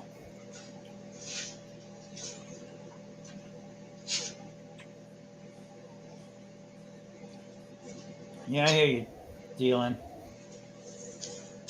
Got to get out of the fast-moving city. That's for sure. I don't know. Rubbers, what's up, man? How you been? All right? Everything okay? Just hanging in there. It's getting close to the end of the year for us. And this turns into our either slow season or our busiest season. Really? There's really no rhyme or reason to it. Right now, it's getting kind of hectic. Kent, you okay? Yep. Yep. Just had to wheel the. Can you get up? It's, 9-1. boys, it's 31 degrees outside, and I just had a Whoa. pellet cooker back inside. Yeah, I'm gonna have white sand beaches at some time tomorrow, Oh no! or as we like to call it, the S word up here, and it's not shit. Yeah, I hear you. The It's white never But sticky fine. stuff. it's 4 degrees right letters, and it starts with S. It ends with ow. So, Yeah, I mean, and by Thursday, it's going to be 70 degrees. So, there you go. yeah, we're in that same mode right now. Wednesday was 56. So we went from God, that's horrible. no. Hold on a minute. Hold on. Yeah, hold on a minute. We went from 98, okay, during the day to 56 by 11 o'clock at night. That was like, whoa. These We people around here went- were like this. Huh? We It's, went it's from 75 right now. the week of the American Royal when we were down there in Kansas City. It was 94 degrees on Saturday and Sunday. Whoa. Exactly 14 days later, it was 44 degrees both days. Wow. So I think Tom's been up here ringing the bell and made Mother Nature bipolar. Well, I'm gonna tell you something. Here, it's like a light switch. Okay, you could be. I'm gonna head for the pool. Okay, the next day is where the frig is my underwear, my long johns. Oh, yeah. I can remember out in Vegas about let's see, how old's the boy? The oldest boy. 24 years ago, Vegas got shut down with a snowstorm because they got an inch of snow. Hold on. Vegas shut down. Hold on a minute. Back in the day when I lived in Katy, Texas, okay, I got a call at 4:30 in the morning. My boss called me. We're shutting down today because of an ice storm coming in. So what are you talking about? Oh yeah, we're expecting an ice storm, so we don't want nobody traveling. I said, first of all, I-10 travels at probably 3 miles an hour for about 4.5 hours from 5 o'clock to 8 o'clock in the morning. And you're telling That me I ain't no can't lie. drive, and I can't drive in that? No, we're closed. Okay, no problem. Tell you what, 3 years ago when Dallas and Austin and North Houston got that ice storm, Yeah. I should have flown down there. I could have made so much money on winter driving tips. Yep. These people go nuts. If anybody's ever known what it's like to drive a stock car, a race car on a dirt track, you turn right to go left. That's what you do on ice. You turn right to go left and you mash the gas. I left that shit behind me 45 years ago. DLM is up in the north. Up there. You're supposed to get hit, DLM. You're supposed to get hit with some ugly weather coming up pretty soon, I think. He's in the same state, I think.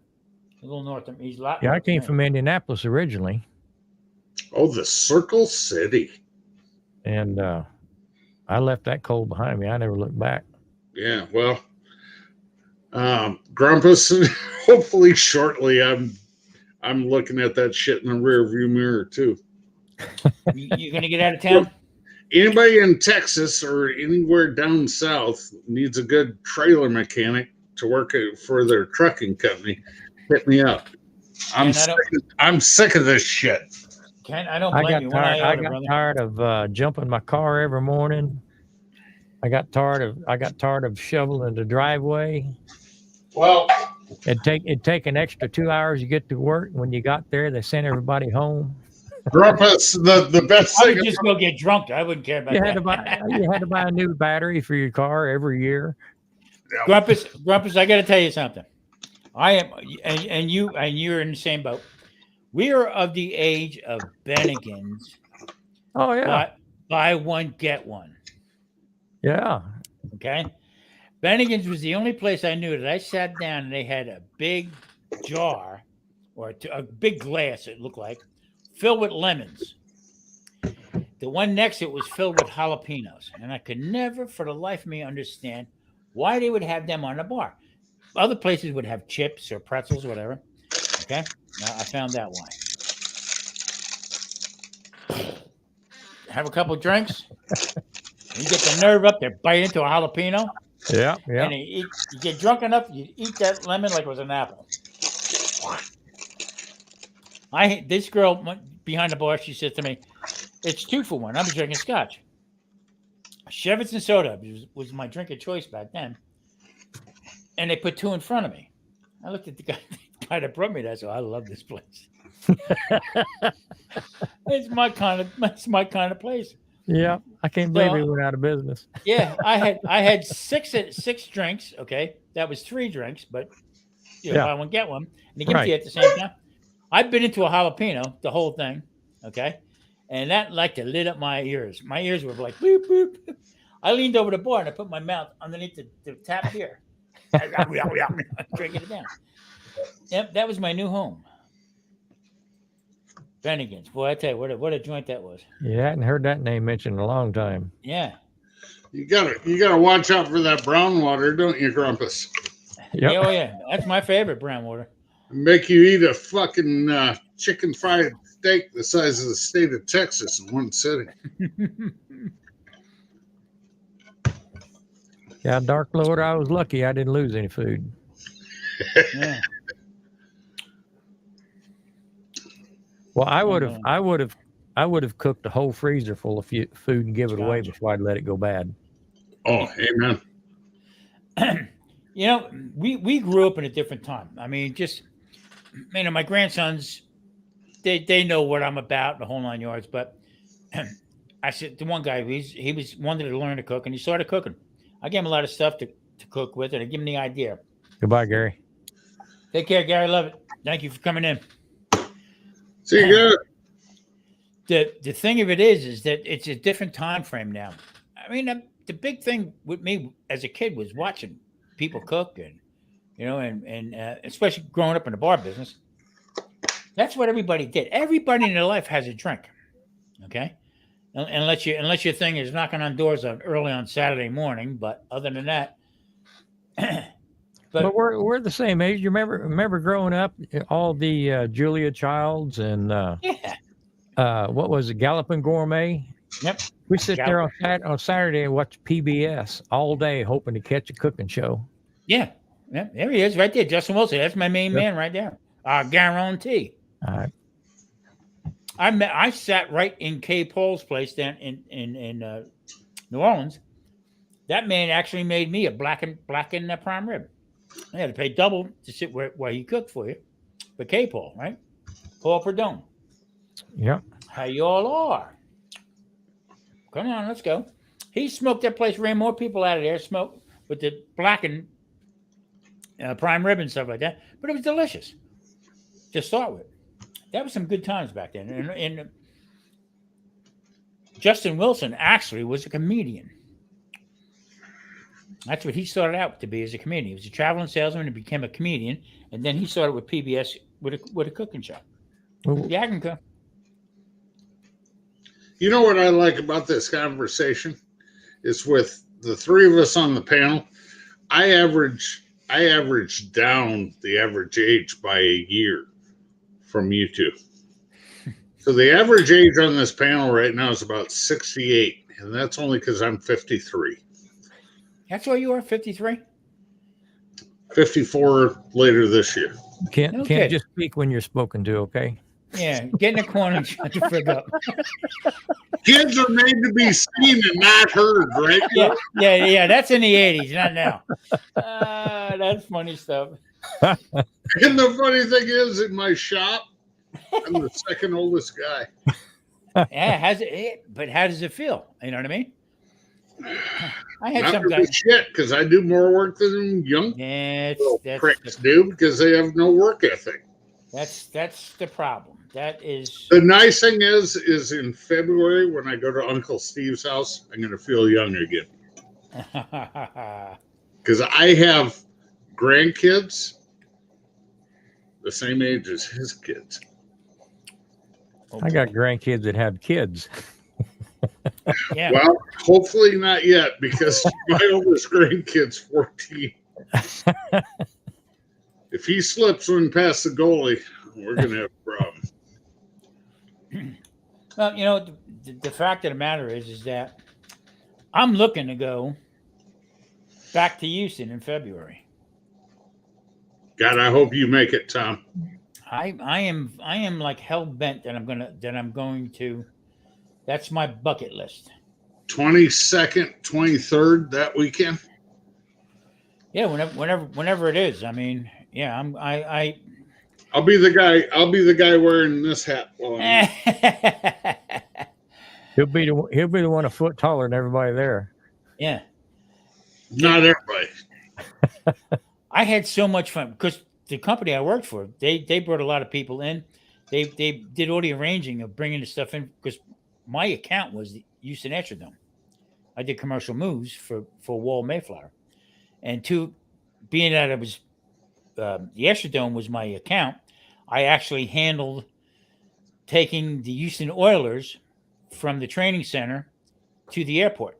Oh, so it's your fault. Yeah, and you know what they did to me? These rat bastards. You know what they did to me? They gave me all this. You moved him to Tennessee, you rat bastard. Not me. No. Oh, it was to get Bud Adams out of town. It's okay to lose a whole team. Okay. Let me tell you something. I was pretty friendly with Bum Phillips and Kenny Stabler. Okay, and Earl Campbell. Yeah. Earl Campbell was the guy that helped me. You know what they did? They sent me 16 skinniest little Mexican guys you can ever find in your life to move their equipment center. Okay, because I was a Yankee from up north. Anyway, I did a lot of work with them. Moving Exxon before it became ExxonMobil. I helped move Exxon down from Avenue Americas down to Houston. Okay. I dealt with the unions and stuff like that. You know what I did? I paid a lot of people off. Let's put it that way. Well, that's what unions do. Yeah. When they flew me from Houston back up to New York again, they said, "What do you need?" I said, "I need about $5,500 cash." And I paid elevator operators because that was it. Hey, come on, we got to get this stuff done here. Come on, let's me and you go have lunch, and have one of my guys do the elevator back and forth. But that was my story down there. But getting back to the rodeo, you couldn't get no better barbecue. You couldn't get no better people shows. Back then it was Kenny Rogers and Dottie West. Come out in an Eldorado, right around in the rink. Okay, sing their song, boom, out the gate, and then the rodeo would begin. Go outside, the best barbecue you could have. Yeah. It was amazing. It was completely amazing. See, now it's totally separate. Yeah. You know, Well, you got 5 days of the cook-off, and then the actual rodeo starts. So yeah, back then everything was together. Everything was one shot. Okay, and you know what? There was. Let me put it to you this way: before the competitions came, there was no such thing as a competition back in them days. It was just barbecue. That was it. Yeah, Yeah. Bubba this, Bubba that, whoever, and they cook. Here's the thing. Here's the thing that I haven't seen in such a long time was where I live on the south end of Westheimer. Okay. Well, yeah. What was it? I don't know. It might have been the north. I don't know. Just before you get to FM 1960. Okay. Out there, them farms out there, they would have is that a radio station? No, that's Rhodes. I thought that was the same thing. Okay. Ken. Okay. 1960s up in our area. Yeah. Up north. It's north. You would turn around and them farmers out there would do certain times of the year would do either whole steer or half steer cooks, and they would actually chain off their area, and you paid to go in, and they'd actually carve from that whole steer, different cuts, the whole bit, and you sat there all day long and ate, drank the whole bit. Back then, I think it was like $10, $8, $10, whatever it was. You don't see that no more. The whole steer cooks. Right or wrong, Grumpus? I haven't seen one in a long time. They would have them up on the spits, okay, and guys would actually turn them and cook the whole thing. I mean, you get a beef rib. That son of a bitch be, god damn, Where Bovinova was a big Texas cook they had a few years back, to where you've seen the Argentine cook where they rotated on it. It's on a spit above a live fire at about a 45-degree angle. That's exactly what I'm talking about. And they did a full steer on it. Mm-hmm. And they built this specifically for it. And the pivot of this was like 12 by 12 square tubing that went 12 feet in the ground. They had to pile drive it in. Mm-hmm. And then the full thing would turn, kind of like over a camp grill. Yeah. Then it would also rotate 180 degrees. In Bovinova, I remember it being on the cooking channel. They did a full cow that way, and I was like, I want to build one of those. It looks like a sail. Looks like a sail out there. I actually want to do it, with being where I'm at, make it a little more smaller scale, and do it with whole hog that way. Now you go a little south, I guess, just before you, I don't know, south, wherever it was, like around Nuevo Laredo, around Laredo, Texas and stuff like that. They would do whole goats like that. Same principle. But to see this big ass steer, half a steer, okay, on this thing and spin it around over the fire, lean over the fire like that, was unbelievable. I mean, I'm just, and then there was a Safeway on FM 1960, just before you got to Westheimer, all right, and they would sell quarter, half goat, and also steer. You would actually see them. They would hang the meat up in the meat section. I'd never seen anything like that in my life. I said, "Holy crap! Look at this." That's when I knew. I said, "You know what?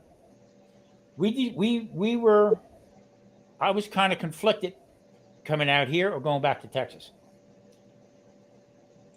But my grandkids are out here and stuff like that. So I said, well, let me give it. I already lived in Texas. If I ever change, I can always go back. I know what it's like. I think you probably made the right choice, because that area where you were at, that has grown so big and so congested now. If you Grumpus, I think got I-10 was bad before, they've added like another 5 or 6 lanes on each side, and it never even increased the speed of the traffic. well, that night we stayed. I think I don't know. I don't know what the name of the hotel was. Anyway, where we stayed, we got off. I mean, this thing.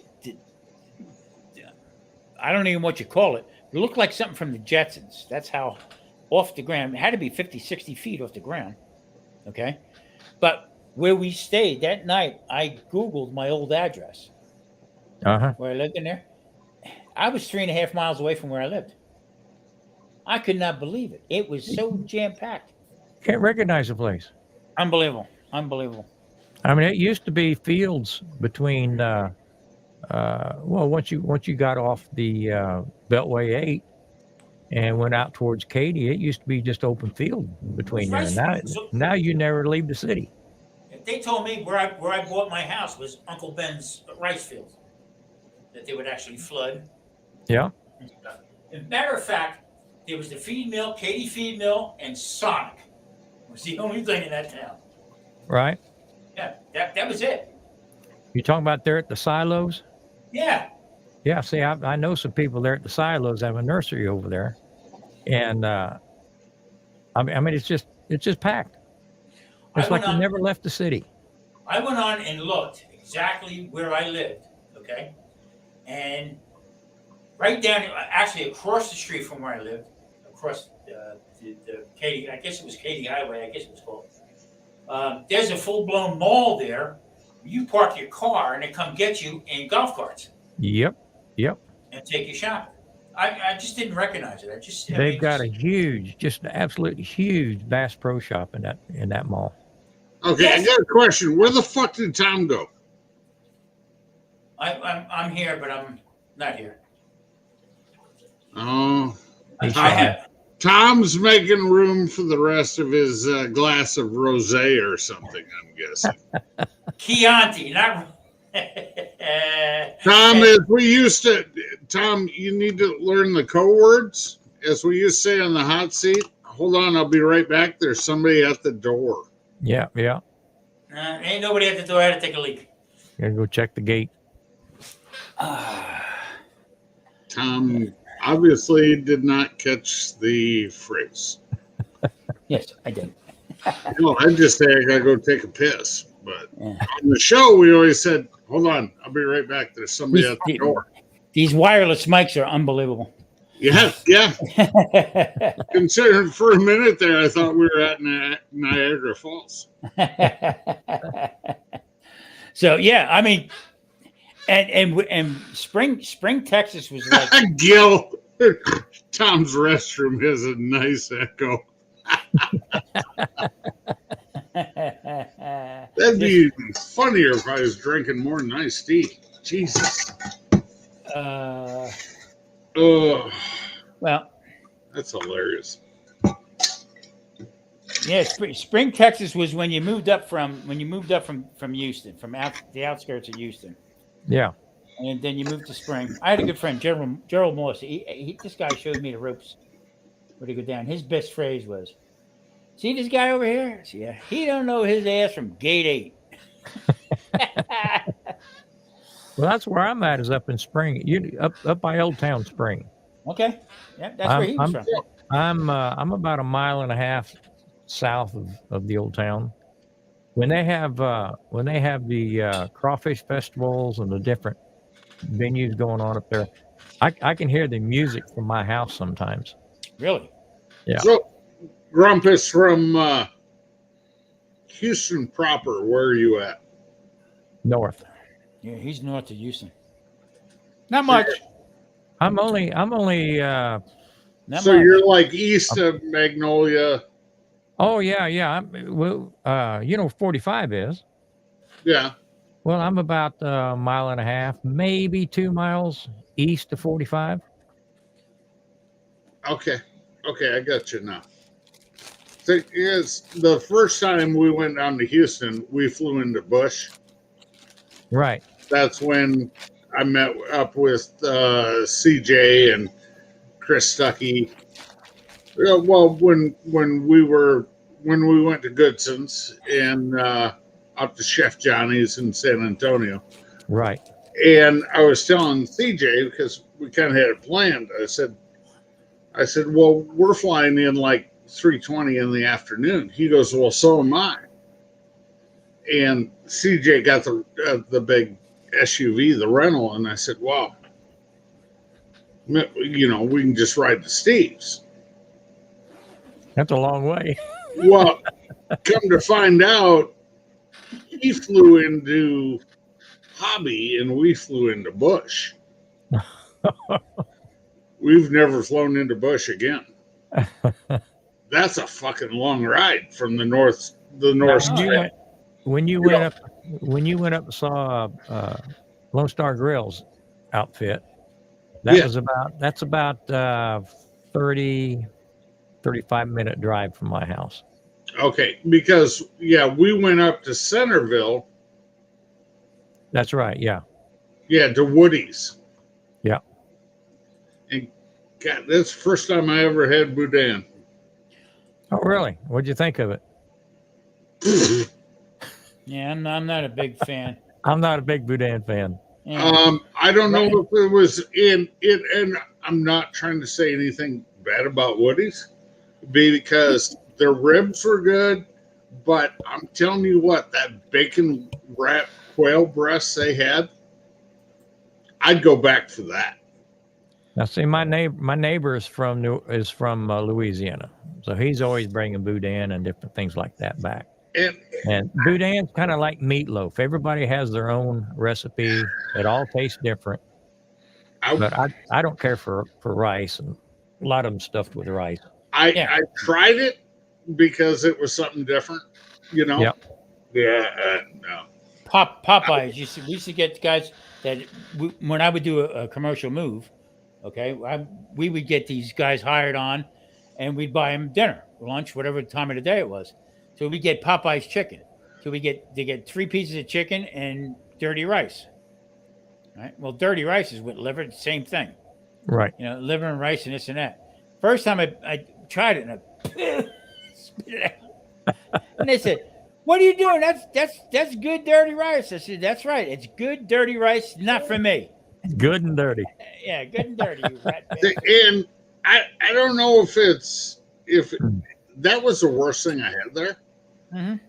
And I don't know if it's because I'm a freaking Yankee and never tried it before, No. or just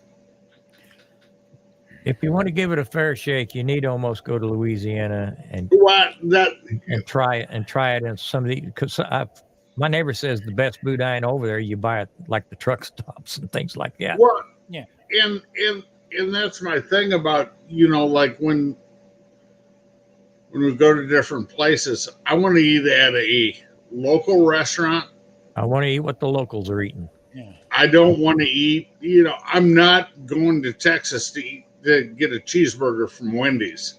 Right. I'm right. not going there to get a taco from Taco John's or Taco Bell. Right, hell with that. Right. You know?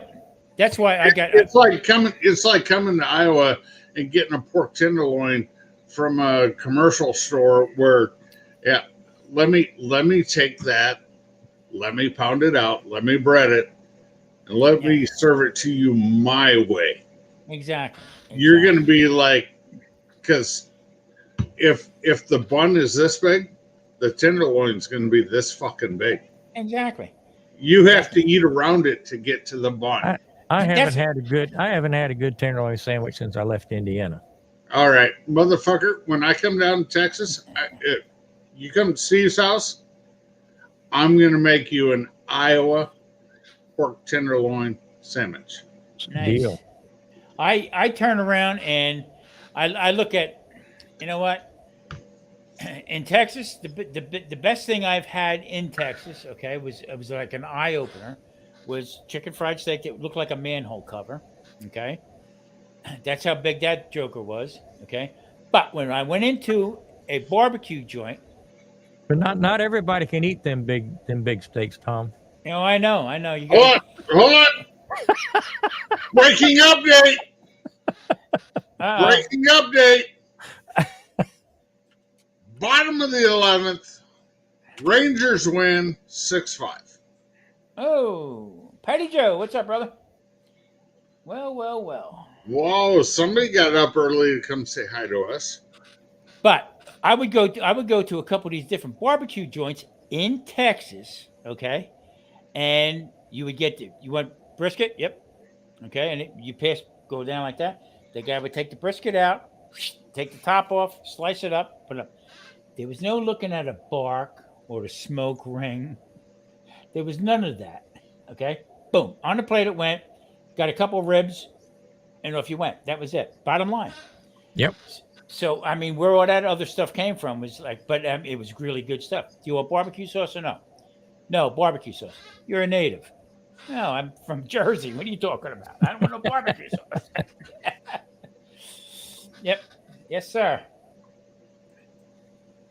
There was a lot of great. I have my mood. Sometimes I want a little sauce. Sometimes I don't. There was a lot of great places down there. Grumpus, I don't know if you remember. It's not the chain. I told you this before, but it was called the Lone Star Cafe. What wasn't that? There was only two of them. There was one close to downtown, and the other one was out on 45. I know the name. I don't think I ever visited it. They cooked steak. That's it. Okay? You either got a porterhouse or you got a New York strip steak. That's no more, no less. They did them all in cast iron skillets and finished them with lemon butter sauce. Lemon butter. Boom, that's it. You got a baked potato, probably more baked potato than I ever seen in my life. Okay? And beans if you wanted it. Okay? Set at the bar or set at a table. Man, And I'm they getting hungry.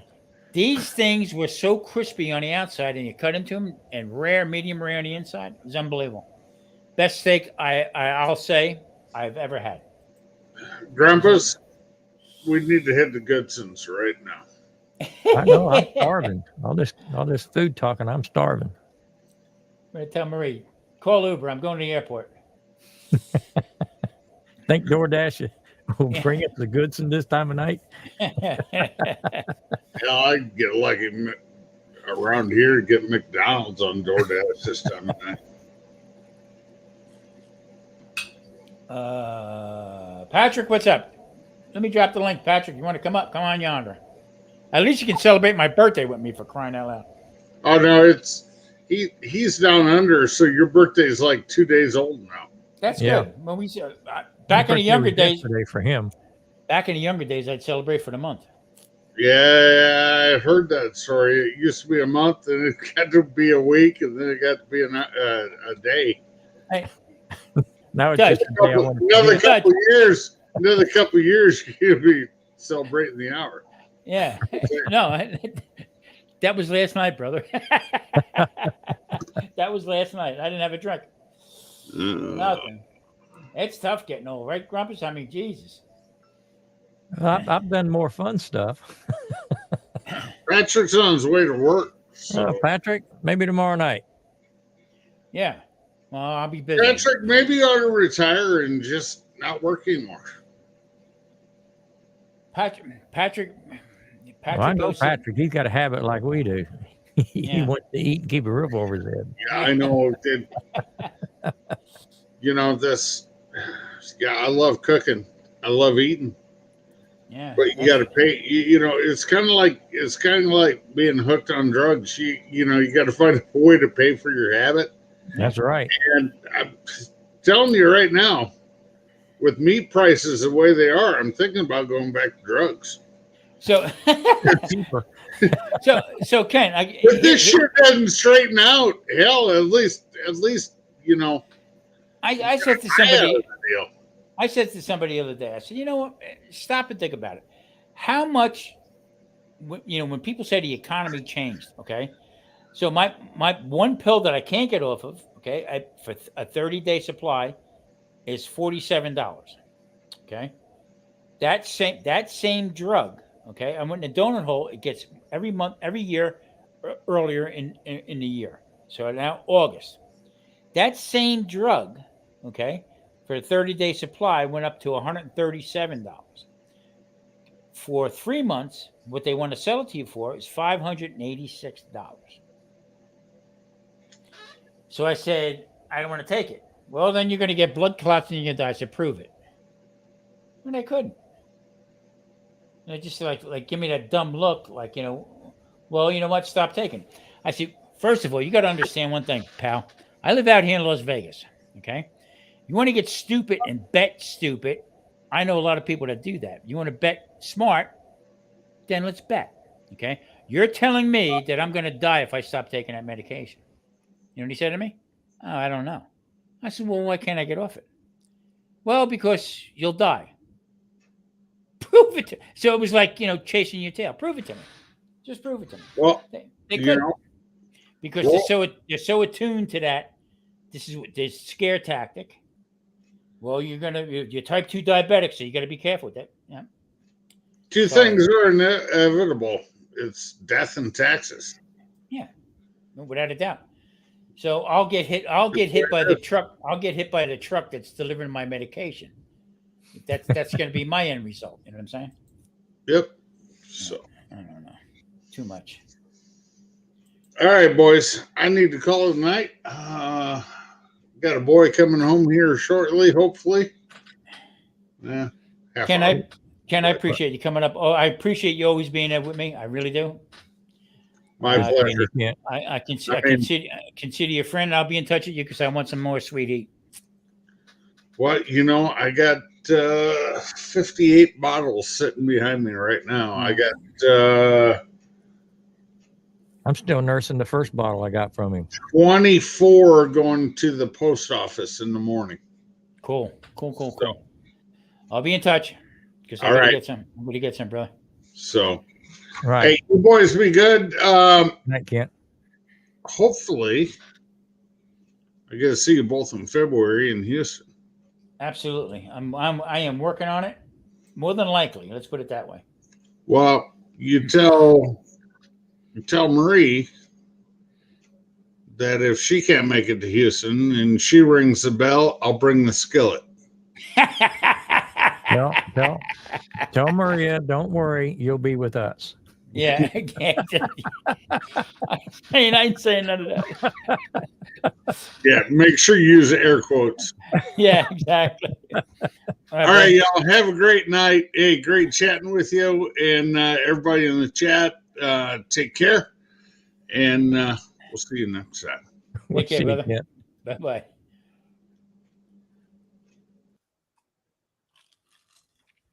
He's a good guy. Yeah, Kenny gave the shirt off his back. Kent is a great guy. When I hit 1,000 subscribers, okay, the phone's ringing. It's like 12, 1 o'clock in the morning. Who the hell is this? Hello? Congratulations. I said, no, and I'm not drinking. He said, amazing. But yeah, I mean, guy like Kent, okay, he loves the barbecue and he loves this and he loves that. Likes breaking chops the whole bit. But you're right, 100%. He will be there for you. He got a heart of gold. Yep. Let's see what's going on. So yeah, my computer, I'm kind of in denial. I think the motherboard's starting to show its age. How old is it? I built this thing about 7-8 years ago. You built it. You I put it used all to together? build a new computer every year. Okay. And this one here is going about, last I can tell, I think it's been about 8 years. But I was looking at it the other day. I got some capacitors that look like they're starting to swell a little bit. And it may be time to put something new together because it'll freeze up for no reason. Now it's done real good. It's done real good tonight, but some nights it'll lock up 3 or 4 times in an hour. Now my computer, I can't shut it off. If I shut it off, I gotta put passwords in on every app. Oh, that's awful. Yeah. So I leave it on. I constantly leave it on. It'll restart, but I just don't shut it down. I just, Well, I shut mine down at the end of the day. If I do that, I'll have to go back in and I'll have to upload every app that I have on there again. Now, that's one of the things I did not like about the Logitech cameras is that you go in there and tweak them, get your colors and your contrast, everything just right. As soon as you reboot your computer, you got to reset it all again. Yeah. Now Yes. these face cams that I have, these Elgato face cams, now they'll hold the setting in the camera. So theoretically, you're supposed to be able to just unplug them. You can plug them in a whole different computer, and they hold their settings. Now, I don't know if you noticed tonight, if you were watching, every time now I'm in OBS, okay, and I put the mics in, the wireless mics that I have, Yeah. and I have my 2 Logitech cameras, plus I had my my cheap GoPro. Uh-huh. I had that on there. Plus, I had my camera for the laptop. Okay. The laptop camera I couldn't use because it was shining up on the light, and I was like ghostly. But the other 3 cameras, what I did was I went through OBS into StreamYard, but every time I switched cameras, it went blank, and then it would come back up again. Okay, It just took a minute to re-register. right, and Yeah. I'm fine with that. You know what I mean? Just to switch out and have it go blank and come back up again. Now, the other guys, they'll have multiple cameras. They'll use their, one camera or a phone, whatever, and they send themselves an email, and they'll put that other camera up, but they'll be down in off stage. Right. And when they go to switch, they'll click on that, and it'll come up different cameras. Reading into a little bit more with OBS is where I can take 2 of my cameras, the 2 Logitechs, okay, other than the other ones, and put them in the same frame, but split the frame. Yes, you can. So that's what I'm working on to do with that. But also I'm trying to, for better quality, but I couldn't see a difference though, Grumpus. I don't know. I have to look at it again tonight. I couldn't see the difference between the Logitech cameras and my XTU camera. The clarity, you know what I mean? As far as, so when I have one, you got to see this rig I got set up. I got a coffee can and I got elbows from that I paint. Everything's painted black. I got these elbows that put on so the camera comes out and hangs out like this. Right. Over where I'm at. But the clarity looked pretty good. The only thing is it doesn't zoom in. I'm good with that. And I could care less about, as long as you get the obvious look on it. You can control that in OBS also. Yeah. So that's what I'm tripping through it. You know what I mean? Yeah. But I got to tell you what, I'm very happy with what I have all of a sudden, Well, if you go into the properties on your camera, it shows configure video, and you can use that to zoom in, adjust your contrast, and your brightness, and that'd be good until you shut OBS down, because it's an OBS setting and the camera doesn't hold it. Okay, you just went out. Well, what happened here? That's still there. That's not froze up. Your overhead, black screen. You said something bad about OBS and I shut your ass down. Now see, this one here is the Logitech. That's the only Logitech camera I've got running right now. Okay. All my fancy ones. Well, I'm sorry, that's a Logitech also. So there it is, right there. Yeah, work on it. We're let good. me reboot. Let me not reboot the computer. Let me drop OBS and bring it right back. Yep. Not a problem. This technology is like crazy. Now, see, now I get that all the time. That right there. If I go to OBS cameras. Well, that just shows it lost the feed. Huh. Here we go. You're back. Yeah. And that should have brought them all back. 1, 2, 3. Yeah, yep, there we go. So anyway, I bought me a really nice camera this week. What'd you get? And I went ahead and splurged and got one of those Sony, what is it, ZV E10s with the nice lens and all. I got the changeable out hookups and all that kind of stuff. And I can't even do anything because the arm I ordered for it's not. They back ordered it until Monday. So, being that you brought that up, I'm buying another set of electronic drums. First of all, for me to take these things up and down, they're not made for what I'm using them for. Uh-huh. Okay. they sit kind of low. So what I did is I'm kind of inventive that way, and I took PVC pipe and I raised it up 4 more inches, but I made a rack on the bottom. Set it all in there and put it in so it all fits the whole bit. So it just folds up. I put it on top of my trap case, and off I go with it. But it's not made to be constantly worked with because it's a hard plastic, you know what I mean, with the nuts driven into it, the wing nuts type of thing. So by me taking this thing up and down, up and down, up and down every week, sometimes twice a week, I'm afraid it's going to take a toll on it. And all of a sudden now, loose. Yeah. Yeah, and all of a sudden the cymbals are getting a little, the rubber on it from hitting them, or getting. When I play pretty hard. But everybody says, "Well, why don't you go back to a conventional set? An acoustic set." Well, first of all, I live in an apartment, so I wouldn't be able to practice. Right. Okay. I'm a big believer in rehearsal. Keeping sharp with it, whatever. Because you do lose your shine a little bit. So I'm looking at another set, same company, just a little bit of an upgrade. Yeah. Most of it's interchangeable, so I can take an extra piece with me, pack. The whole idea is I can keep one packed when I play out, and one at home, to practice on. So I've been looking back and forth, on Marketplace and just getting different prices. Maybe I can rebuild a set. Maybe I can rebuild one, cheap enough, blah, blah, blah. So, robbing Peter to pay Paul is not always the smart way of going with things. No, sometimes you have to just buy once and cry once, and keep on exactly. moving. That's the way I look at it. But here's my point.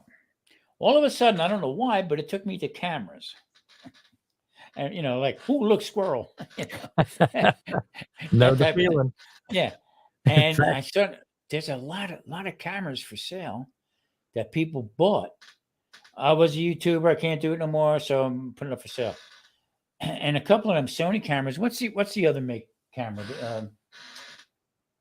I settled on the Sony because they got one of the fastest autofocuses. This is a mirrorless camera I bought. Okay. Way overkill for streaming. I mean, this is just I've been saving points on Amazon for probably over 10 years. Wow. So I had almost $1,200 sitting there at Amazon, just found money. Yeah, sure. So the wife said something the other day about upgrading. I said, I was just talking different stuff. She said, well, maybe you ought to upgrade your camera. And I said, oh, really?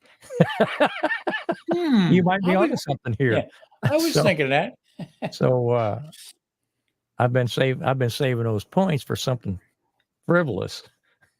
So I just went ahead and bit the bullet. Yeah. And then what I'll do is I'll replace the Logitechs with these face cams. And there was one that caught my eye, and I'm saying, wow, just right away I go back to look it up how much it is, the whole bit. So the guy was selling for like $150. Right away I'm saying, well, what's wrong with this thing? Right. Why is he selling it? Yeah, for that cheap, because there's $700-800 camera. Mm-hmm. So I contacted the guy, and I don't trust nobody. I mean, nobody holds their word anymore, as far as I'm concerned. You know what I mean? There's very few. When it comes to electronics, it could have been in the guy's backpack in the trunk when his car flooded. Yeah. You never know. Exactly. So I went back and forth with the guy, and he said, YouTuber, here was my channel, blah, blah, blah. And I'm done with it. So actually what the guy did was he would ride his bike and, talk about scenery, where he was at, the whole bit. Really, really good looking stuff. Mm-hmm. So I said, that was all shot with this camera, the whole bit. I said, why 150? So I just got to get rid of him, tired of it, blah, blah, blah. So I was born in the evening, but not that evening. You know what I mean?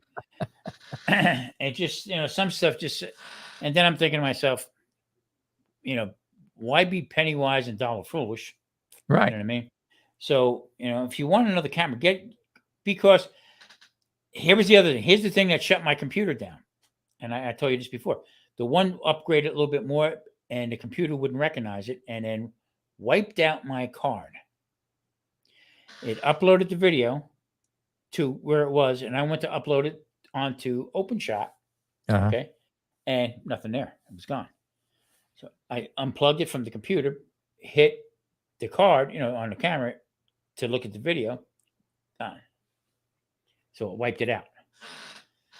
Well, you might want to look at. I mean, the camera I'm using right now is the Elgato Face Cam, Mm-hmm. and they're just a little over $100. I think $119 or something Yeah, like that. yeah. And they do full 1080p. It'll go all the way up to 60 hertz if you want it to. But yeah, they're great little cameras. It's just they don't like to play nice together when there's more than one. I think that's the problem. See, that's for me. I even bought an additional USB card and put it in my computer so I could get a different channel, a different lane, Mhm. so I could separate the cameras into their own buses. And sometimes they work, sometimes they don't want to play nice. And the whole idea was that I filmed Marie doing artichokes. Okay, Italian, Yeah. peel it down, had to cut it, the whole bit, and I thought it was a really good video, and wiped it completely out, and two different ways I was filming. But here's my point: it's the same camera, all right. If I take it over onto my laptop, which is everything's powered by Windows 10, accepts it. This computer won't accept it. So what I did was I hit the wrong button, wiped out. I wiped out the whole folder. Mm-mm. I just turned 69. I had tears in my eyes. Son of a bitch. All I wanted to do was put this, the video up.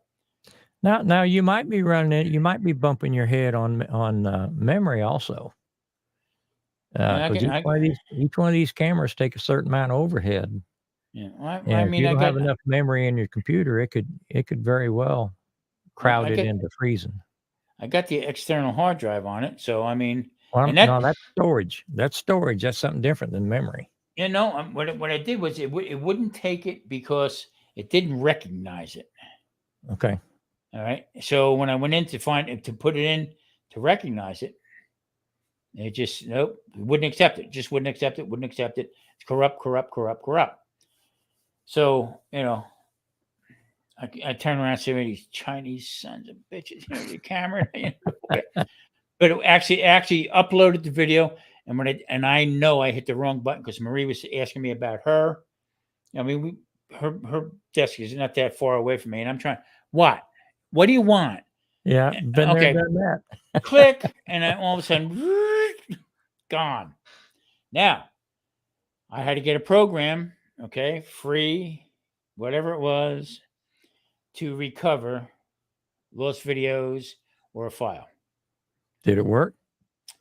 Yeah, it brought it back, but it put it in a place I could not find it where it went, where it recovered it to. Now, my external hard drive, right now, hasn't shut off since, what's today? Thursday, Friday? Uh-huh. Hasn't shut off since Sunday. This thing is just steady running. Okay, so I don't know what's going on with that. I took it off, put it back in again. I found probably 80% of the videos. Okay. That I put up. Some I'm sure I just hit delete, whatever. But when I go into control panel, it doesn't recognize the Toshiba external hard drive for storage. But that thing ain't shut off yet. So I don't know. What it's not seeing. Yeah, so I don't know what's going on with that. And I'm just, the older I get, I'm getting to the point where, you know what? Let it run until it pukes. Well, some of this stuff, like you said, you never shut your computer off. But sometimes you have to shut them down, just let them kind of shake their head and settle on down and then reboot them back up. A lot of times that'll fix. Yeah, I'll restart it. But if I shut this, if I pull the plug on this, and when it goes back up again, all my apps are gone. On your laptop? No, I'm on my desktop. Oh. And, I mean, this is the craziest thing my grandson, who's a computer whiz, he just looked at me and said, Bob, I have no clue. I have And you're no running clue. Windows. Yeah. I don't understand either. Yeah. So when I turn around and I upload a video on here, I can't use the one camera. I got to take the one camera and I got to go over to my laptop. It'll recognize it and upload it. So if I'll do my intro from the new camera. Okay. I came up with a knife cam. Okay. Yeah, Cutting I heard you vegetables. talking about that the other night. Right? Cutting up vegetables, cutting up meat, slicing meat real close. I actually tied this camera to the knife. Okay. And I was cutting vegetables with it. That Very one's coming clever. up. I don't know if it's coming up tomorrow, Sunday or not. I'm not sure when it was. Anyway, but if I put that one on this computer that I'm on now, it won't come up. Unrecognizable and wipes it out. The other one, I just, you know what? I told Marie, I can't worry about this shit no more. You know what I mean? I got to worry about breathing and getting up in the morning. Yeah. It's amazing. Yeah, Dark Lord, all of those are valid. Accidentally hit. Yeah. Files, computer is like table mount. Yeah. Systems. Well, what are you running? Windows 10? Yeah, Windows 10. Okay, well you shouldn't have a tablet mode, I don't think, in Windows 10 anymore. No. But here's like I said, my phone, I can't even upload from my phone onto this computer. I have to go, what I have to do is I take my phone and I got to upload to Google Drive. And then from Google Drive, I can pick it up from this computer. Now the other camera, it's just a mess. And I'm sure there's something I hit that's just not going right. So, well, I wish I was close enough I could help you, but yeah, I mean, I even talked to a guy I play in the band with. He's an IT guy. He said, I ain't never heard such crazy stuff. I haven't either. Yeah. He said, you're doing something wrong. I said, obviously, but I don't know what I'm doing wrong. No, I don't know. I have no idea.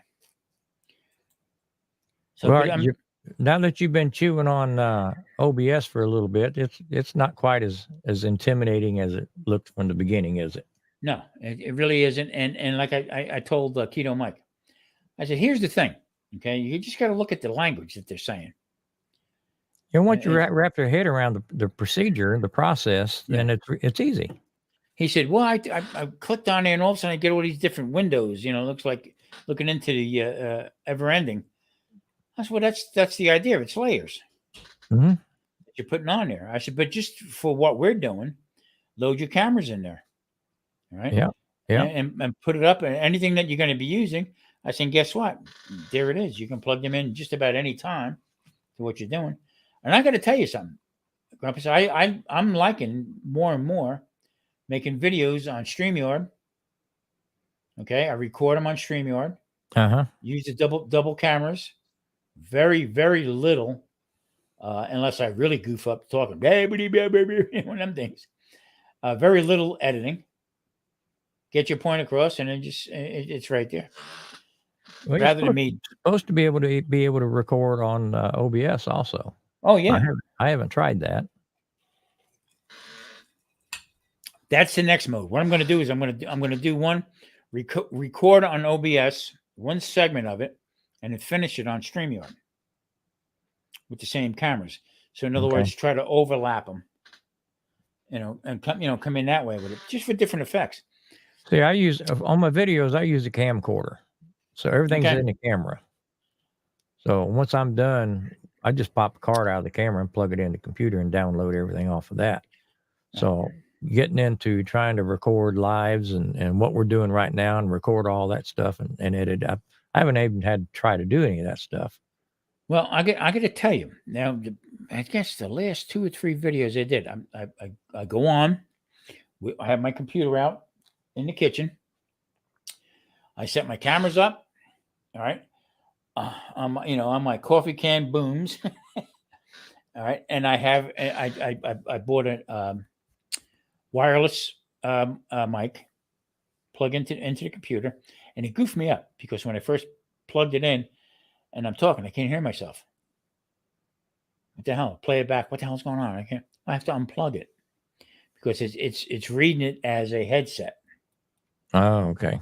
Okay, so when I unplug it, works perfect. So tonight was, I don't know how it sounded. I'm gonna have to listen to it in a little bit. But But it I had sounds great. the wireless mic on. Okay, I had the two Logitech cameras, plus the XCU camera.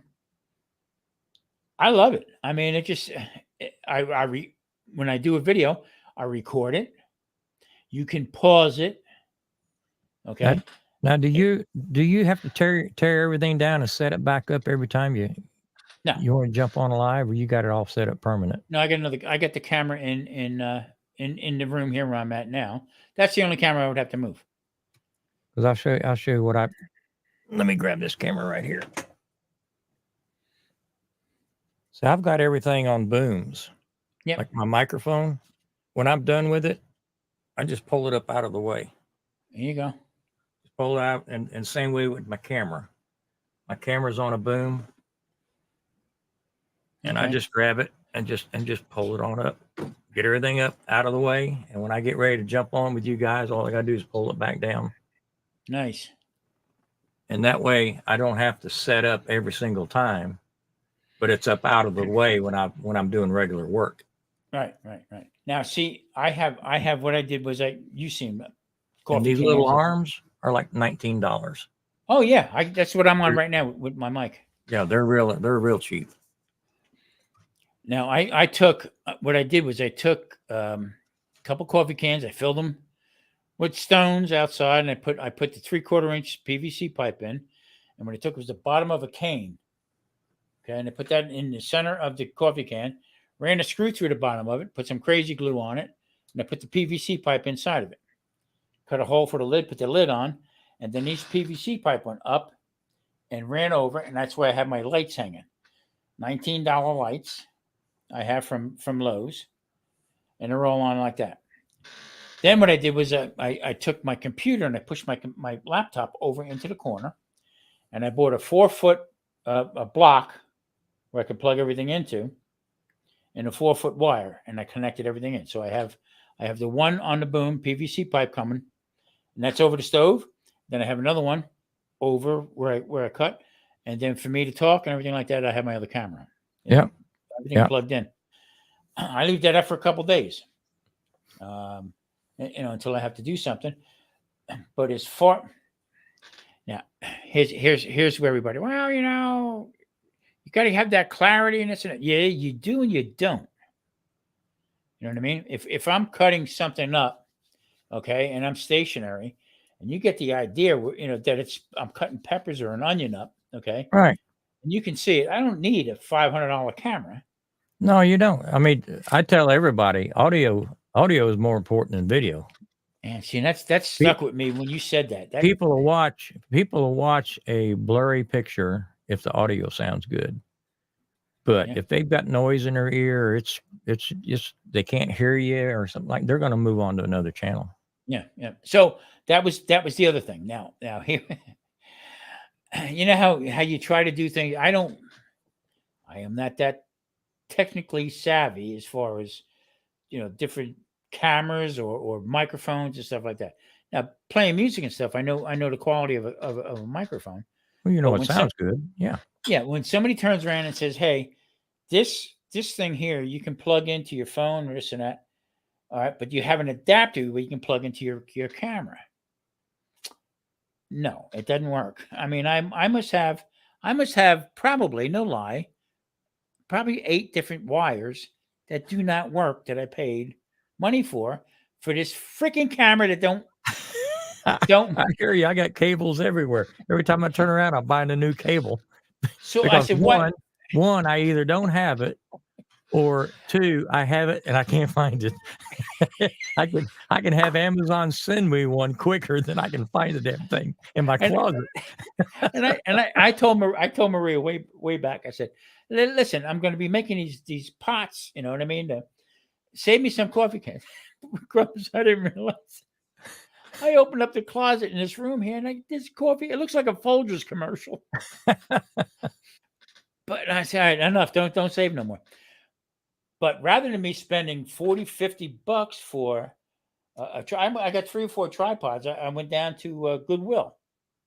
Okay, $5 Oh yeah, yeah. to get these things, and I modify them, with the arm or the boom on them, whatever, to satisfy what I want to do. Now, people get really, people get kind of, well, it's an overhead shot, whatever.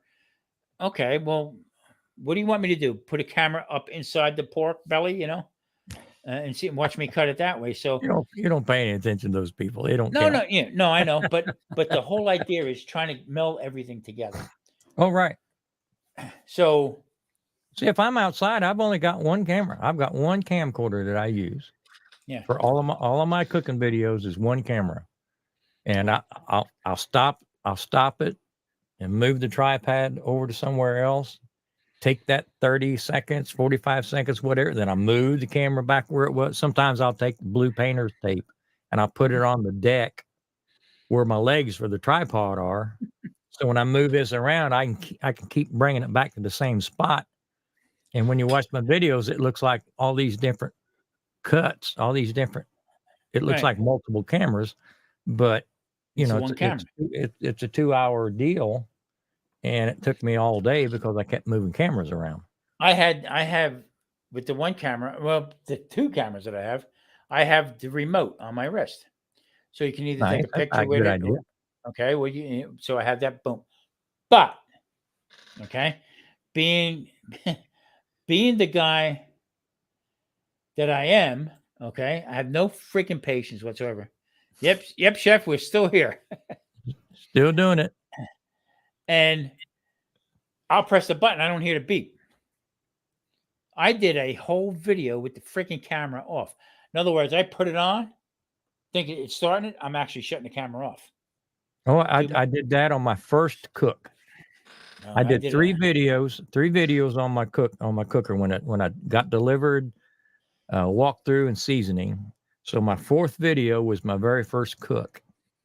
And I did the same thing. I must have hit the camera while I was setting it up and turned it on. And when I got ready to actually do anything, I hit the button again, which turned it off. And the whole prep of the ribs, everything was with the camera off. Oh, But I had good footage of the floor and the walls and the ceiling. it's what I had that. And You live and and all, learn. and Marie says, "Oh no, son of a!" So screaming about it. But it's my own stupid fault. Hey, I had a beautiful, and I'm thinking We about learn doing by it again. these. This Yeah. is stuff. This is how you learn. I had a really nice Sony camcorder. Okay, this thing was, like you said, I didn't have to pull the chip out. I would just plug in and to the computer. Well, I can do that, but it's easier to pull the memory. That's the one I dropped directly into the soup. Oh no. And here I'm thinking, well, you know what? It'll dry out. No, it just goofed up. But there again, you're right. Live and learn. But now these cameras that I have now, all right. So the new one, I'm looking at it, I said, these guys sent me the Pro. All right. So is it 1080? Oh, no, this is 4K. This thing is, Oh, I thought can't- you were talking about the Logitech. No. This is about the okay, regular okay, XTU cameras. okay. They gave me 4 other cameras. So I guess to shut me up, they sent me out their expensive one. Okay. And I didn't really realize that it was the Max Pro. Okay. So now I set everything up, and my stupid, because on the back on the screen is very sensitive. So it's only this big, and if you hit that screen on the back, you got to really check it. So I did one video before it blew up my computer. Fast forward, I hit it, and it was the whole video. Seconds. I think the whole thing was 3 seconds, and I know for a fact it was an 8-minute video. Okay. All right, so I delete that, the whole bit. Grumpus, I hit the button again, and I don't know if I hit the language button and I couldn't shut up. It's in Italian. bonjour. Yeah, it's coming up. What the frick? You know, and I'm cooking stuff on that. But it's amateur mistakes, not checking, double checking, making sure Yeah. everything is all right. You know what I mean? So, but my whole point about bloviating about this is StreamYard. You go on, you bring it up, okay, create and hit record. Okay, it pauses. All right, I'm going to move to the stove now. Boom, hit pause. Okay, move over. I actually let it sit probably for about 6 hours because I was waiting for something to cook. Okay, and boom, unpause it and just kept on going with it. I went didn't. I didn't know StreamYard would let you do multiple cameras. Oh yeah. Well, You got the paid version, right? yeah, I got the paid version, but Okay, that may but be it. with OBS, I can use multiple cameras. Yeah. So, and I mean, I would go from the cutting side over to the other side, and I would change the camera up, move it, pause it, move the camera. It was almost like editing on the fly. Right. Okay. You know, unless you said some foul language, which I don't do. You know, I'm pretty. I'm pretty. I'm pretty quiet about that stuff. In fact, I Pretty frown on it a little bit. But I did a couple videos, and actually it worked out pretty good. Really did. That's great. Well, that's what it's all about, is finding a procedure and a rhythm that works for you. So, I mean, because with the other camera, you set the camera like you said, move the camera the whole bit. I mean, that you got patience. I don't. Well, I would kind of lose my patience at the end of a long cook. And then turn around and then put it up and say, well, you know what? Let me go in now and do another 3 hours of editing. Oh, it takes me a week to edit. Yeah. I'm serious. I'll have 2 hours of footage generally, and I'm trying. My goal is to try to get it down to 20 minutes. Sometimes I can get it a little under that. Sometimes I can't quite make it. But no, if I shoot on Saturday, I'll start editing on Sunday, and I'm usually not done until Thursday or Friday. Wow. Okay. Yeah. No, I get it. I mean, and because your videos. then again, I'm only I'm working 3-4 hours in the evening. Yeah. If I'm not on live with you guys. Yeah. I mean, and this right here, okay, the live cook, I thought was going to be, okay, we'll give it a shot. Because the only ones I know of that I'm in contact with is like Mojo, his Saturday, what he does on Saturdays, what he used to do on Saturdays anyway, and Lee on Sunday, okay, and Lee has his thing set up a couple different ways, but he's still doing live cooks no matter how you add it up. And I'm saying to myself, I don't know. Mike did his live cook, and he said, "Oh, it was a disaster." I go, Mike, you did a live cook. Relax. Yeah. Shit happens. I mean, but well, yeah. I used you and Dude as an excuse to go ahead and get this camera, because I was telling the wife, I said, I'm gonna have to I guess I'll take my Logitechs down and take them out on the deck and figure out a way to clamp them into place. I kind of hate to take everything down. I have to put it back and all that. She said, well, maybe you just, maybe you need another camera. And I thought, ooh, so maybe I'll just get me another camera. So yeah. So I'll have a couple spares to take out on the deck for a live cook. The only problem I had with using the Logitechs was the wire. Hide the wire, put it in the right place where I can move it back and forth. Okay. But there's ways around that. Okay. So I got the block. The block I had only had a tail on it that big. Right. I got one that's 4 foot now. So I got two 10-foot extension USB cables I bought just for the live cooks. Yeah. So that's my point right there. So there's ways around it to get around to it and still make it look good. Now, does anybody really realize that I'm using 720s instead of 1080? I put it up on 1080p, 1080/60. Okay. Well, whatever you're using right now looks pretty good. That's the 720, but okay. I got it set. I got it set to go out at 1080. But and StreamYard is only broadcasting in 720 anyway. Yeah, exactly. Yeah. So generally, So if I put it up on YouTube, okay, like this is being brought out on YouTube, that's why I put the 1080 60 on. Right. Okay, so that it actually loads much faster up on there and stuff like that. A little bit more clarity, but it Yeah. looks good. The lighting with 720, I know is a main factor. Well, I've told a lot of people, they're talking to other cameras, stuff like that. I said, well, check your lighting first, because the camera can only do so much with the lighting it has. Sometimes just moving some lights around or adding a light will put a whole new life onto the camera that you're using already. You just didn't realize it could look that good because it was struggling in the lights. Yeah. You was making it. The problem I see with the 720 is like in the pan, if I put my hand up real close to it, not Right. just because I got the green screen, it'll take a little minute to clear up. Yeah. Yeah. My cameras, the XTUs, I mean, they're right on. Now I found out that I can actually put them on as webcams, but I don't see a difference in clarity between them and these cameras here. So just to have an extra angle or something like that, that's what I'm going to use it for. Not the wow factor, Grumpus, but I think it's more versatile with different angles, different, cutting. And you have to also remember that probably 60 to 80% of the people watching your videos watching it on a phone. Mm-hmm. So it's so small and tight anyway, they're not going to notice. Right. That's why when you had to hit me with not so much the video itself, but the audio, that made a lot of Audio's sense. key.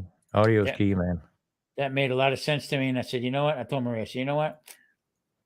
For as cheaper they are, I got the plug-in receiver, the two mics, and I just got to move it around a little bit to find out where the right spot is. I actually had to take it off of auto volume. Oh yeah. It'll fade in and out the whole bit. So yeah, I mean, hey, trial and error, like you said. We're not pros at this, but I'm enjoying the hell out of it. That's for sure. This is what keeps you young. Yeah, I mean, I'm enjoying it. I really am. I mean, it's the part I like. I like the technology. I like the software. I would much rather edit a video than shoot one. You know what? That's the creative part to me. That's the fun part. Yeah, you're not that far off base. The only thing I wish they would stop at the music. You know what I mean? Let me put on what I want to put on. I think videos would be much more. I think you have to know your audience, and you have to have some control over the volume. Some of these guys, the music is just distracting. No, I mean use regular music. Copyright. Yeah. I mean, I think it would benefit. It's most of the copyright is owned by an attorney or a law firm. Very rarely, or a record company, very rarely is it owned by the artist itself. Jimmy Buffett was the only one that I know of. Well, there's a couple other ones, but Jimmy Buffett was notorious that he owned everything. He made sure that no lawyer, no record company, when he went in to record something, it had to be, he had the right to that music, not the company. Well, you can't hardly fault him for that. No, not at all. So, I mean, he would go after people for, a small guy for using his music. No, I think on YouTube, I don't know. I got mixed feelings. I can see an argument in either direction, but I don't think anybody's going to lose any money by me putting their tunes on my video and a couple hundred people see it. That's right. Now, see, if I was making millions and he wanted a cut of that, I can understand that. But I would give it to him. I would gladly give him a share of my $11 I made last month. Yeah. See, now you just hit it, not a nerve, but now I do that news break. Yes. Okay. I put up a video this morning that I think I shot 2 years ago. All right. In 2 years on YouTube, I think it did 210 views in 2 years. Okay. I put it up early this morning on Newsbreak. Okay. And it's already over 12,000 views. Wow. Okay. I put up another one, an older one. I believe that right now is at 212,000 views. I don't have anything with that many views. That's $50 in my pocket. So anything, and usually anything over 100,000 views is $25. I got a notice last week that AdSense had put some money in my account, and I've got it set up to where it doesn't make any deposit until it hits $100. Mhm. And I went back and looked, and it'd been 17 months since my last check. So since I Nobody got, getting rich off of me. yeah, so that's my point. That is my, and then I keep getting these stupid emails from Google that put up more shorts. Okay, blah blah blah. You'll get more. So I said, well, you know what? It's been a while since I put up a short. I said, here's the deal. Put it up, and I think it was 7 people that watched it. I'm serious. And I said, for the amount of time that I put that up and go through what they're telling me to do and get 7 people, it's not worth the aggravation. I'm not interested in shorts. So I deleted it. But I got to where I'm at through shorts. I got shorts on YouTube that are 200 and some thousand views. Okay. The biggest video I've had on YouTube was 14,000 views, almost 15,000. Okay. Everything else is mediocre. But I went back and looked. I urge everybody to go back and look at your videos. Go back over time, look at your videos. Before I was monetized, they did pretty good. Now, once I'm monetized, the old stuff before I was monetized, it's through the roof. They're putting it out there because I'm not getting anything out of it. Unless you change the title of it and reboot it up, you might be able to get it. All right. Yeah. On Newsbreak, this month alone. Okay. Now I'm not throwing anything out there. Whatever. This could be just luck. Whatever. But this month is almost over. 4 more days or 3 more days now. Whatever. Okay. I have close to 400, almost $500 coming to me from them. Nice. From old videos. But it's on a roll. It's progressively getting better and better and better and better and better. So I'm not dropping out of YouTube or anything like that. But I mean, come on, why can't they do that? Why can't YouTube do that? I don't know.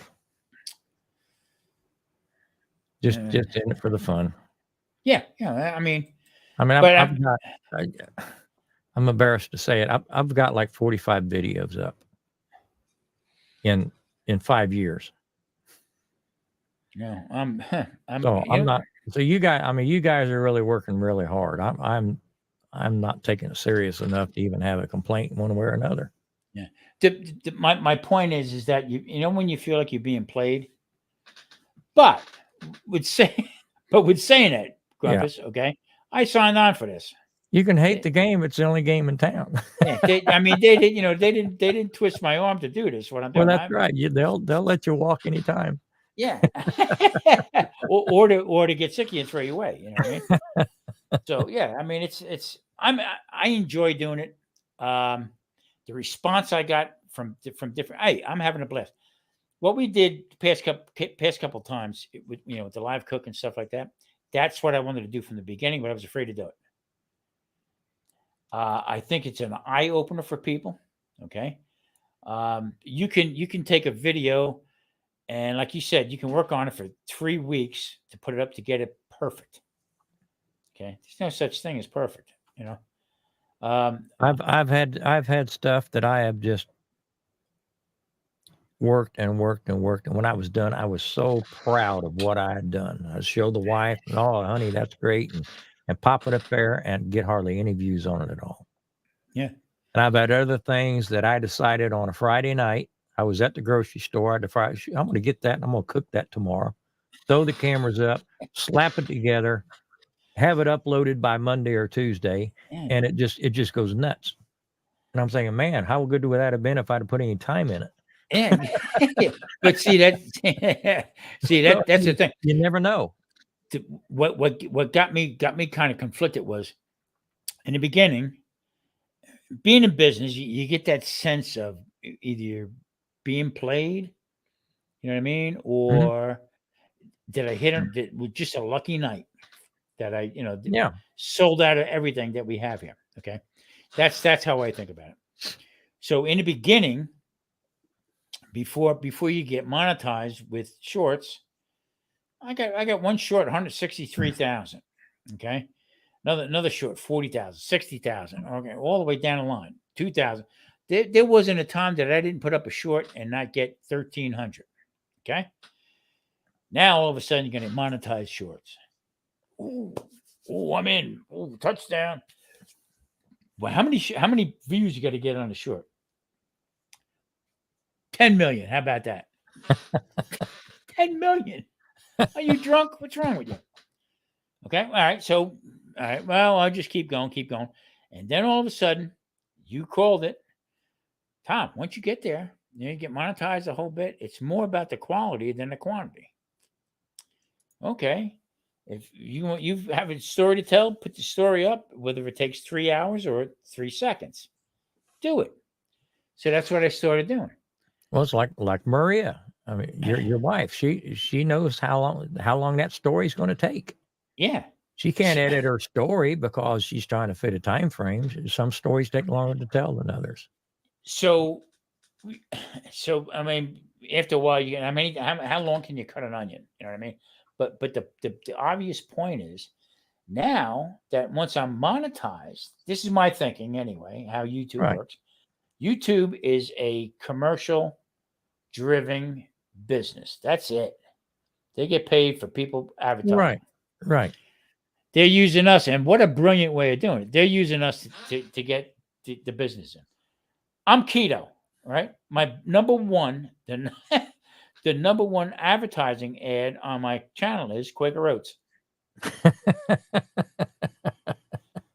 Okay. Now I know people that were really mad about that. Did we get really? No, I don't care. That's fine.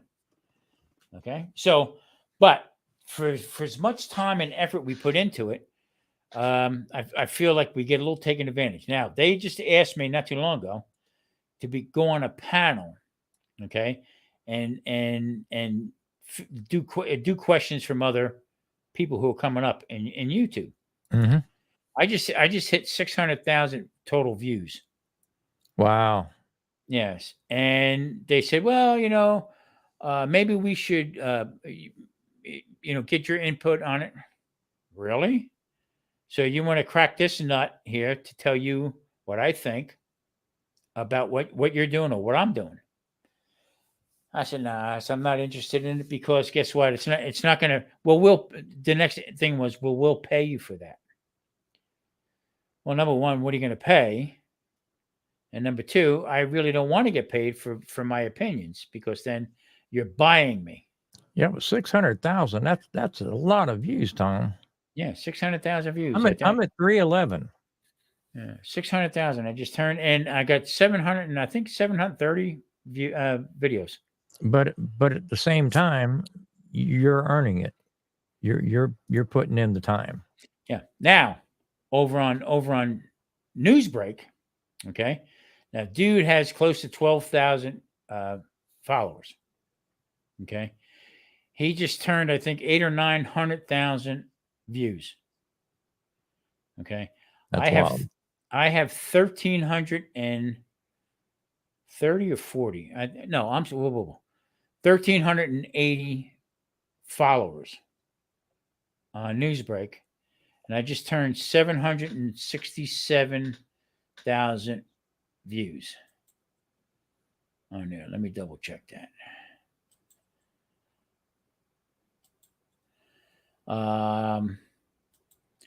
So with less followers, I'm adding up more people on there than with less effort. It takes me probably to dig up an old video. Oh, I'm sorry. I just turned today alone. Grumpus, I hit 808,000 total views to date. Today, I got 86,000 views on that. 1,380 followers. So you're doing great. Yeah, on this news break thing, and I never thought I was gonna. I put one up today. I put one up at 9:21 this morning, and it just turned 8,000 views. Dark Lord, we're not like that. 227. I mean, it's just the money. I mean, this is what you try to work for to do the right thing for people. Well, right. But I mean, it's all your point of view. I don't look at it as a business. I mean, I know YouTube is a business, but I don't treat it like it's my business.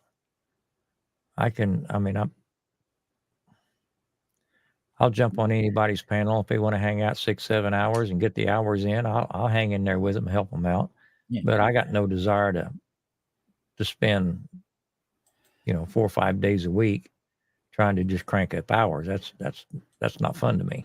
Right. And that's why we decided. I mean, and I had brought it up, and dude says to me, you know what, that's a pretty good idea. I said, I watch, what the deal is, Grumpy. People go on and just chat about stuff, nothing about anything. Tonight we cooked. Well, I mean, for the longest time, I kind of backed off of any of the lives because it was the same old people bitching every night over the same old stuff. Mhm. And I'm thinking, do a video. Stop what I crying. Just do a video. Yeah. Or when people say to me, well, they violated my freedom of speech. No, they didn't. No, you signed on with them to work. You're working for them. That's right. Okay. You're playing They'll by tell their you- rules. Take your ball and go home if you don't like it. You know what? I don't know if you ever watched. I mean, that guy that cooks in that oven. Okay, the wood fire. I was watching some of his stuff last night again. God For dang, like what the the- 7th or 8th time. Is that the most relaxing, kickback, mellow dude you ever seen in your life? I told Marie. She says, "What are you doing?" I says, "I'm just relaxing. I'm getting friggin' hungry, and I want a glass of wine." Yeah. Yeah, he's got a glass of wine.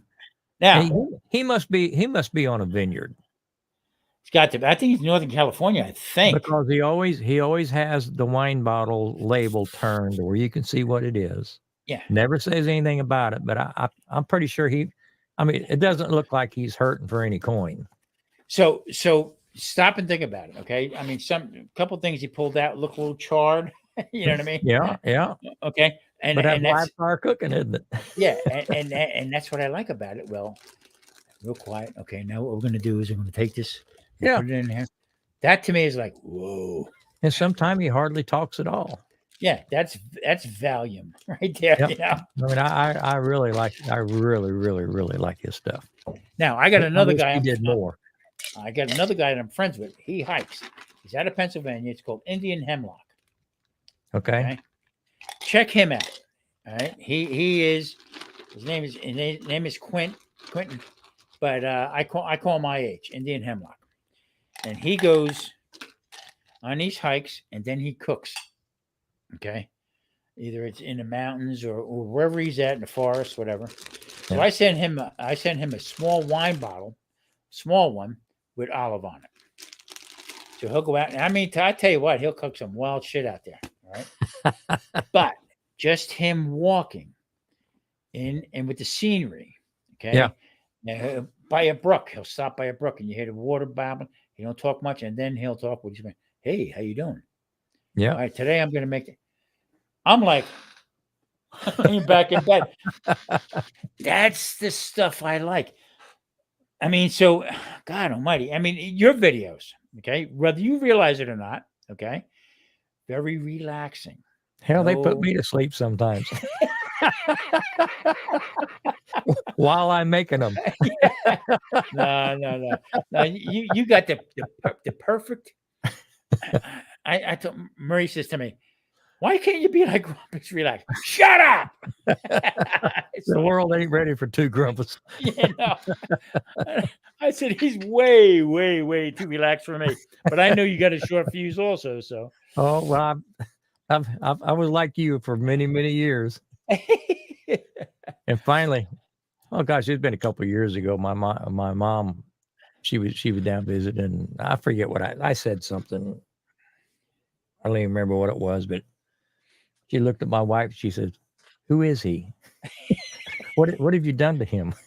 my She- wife, She shook her head. She said, I never thought you'd be this relaxed. What's going on?" I says, "I'm just tired."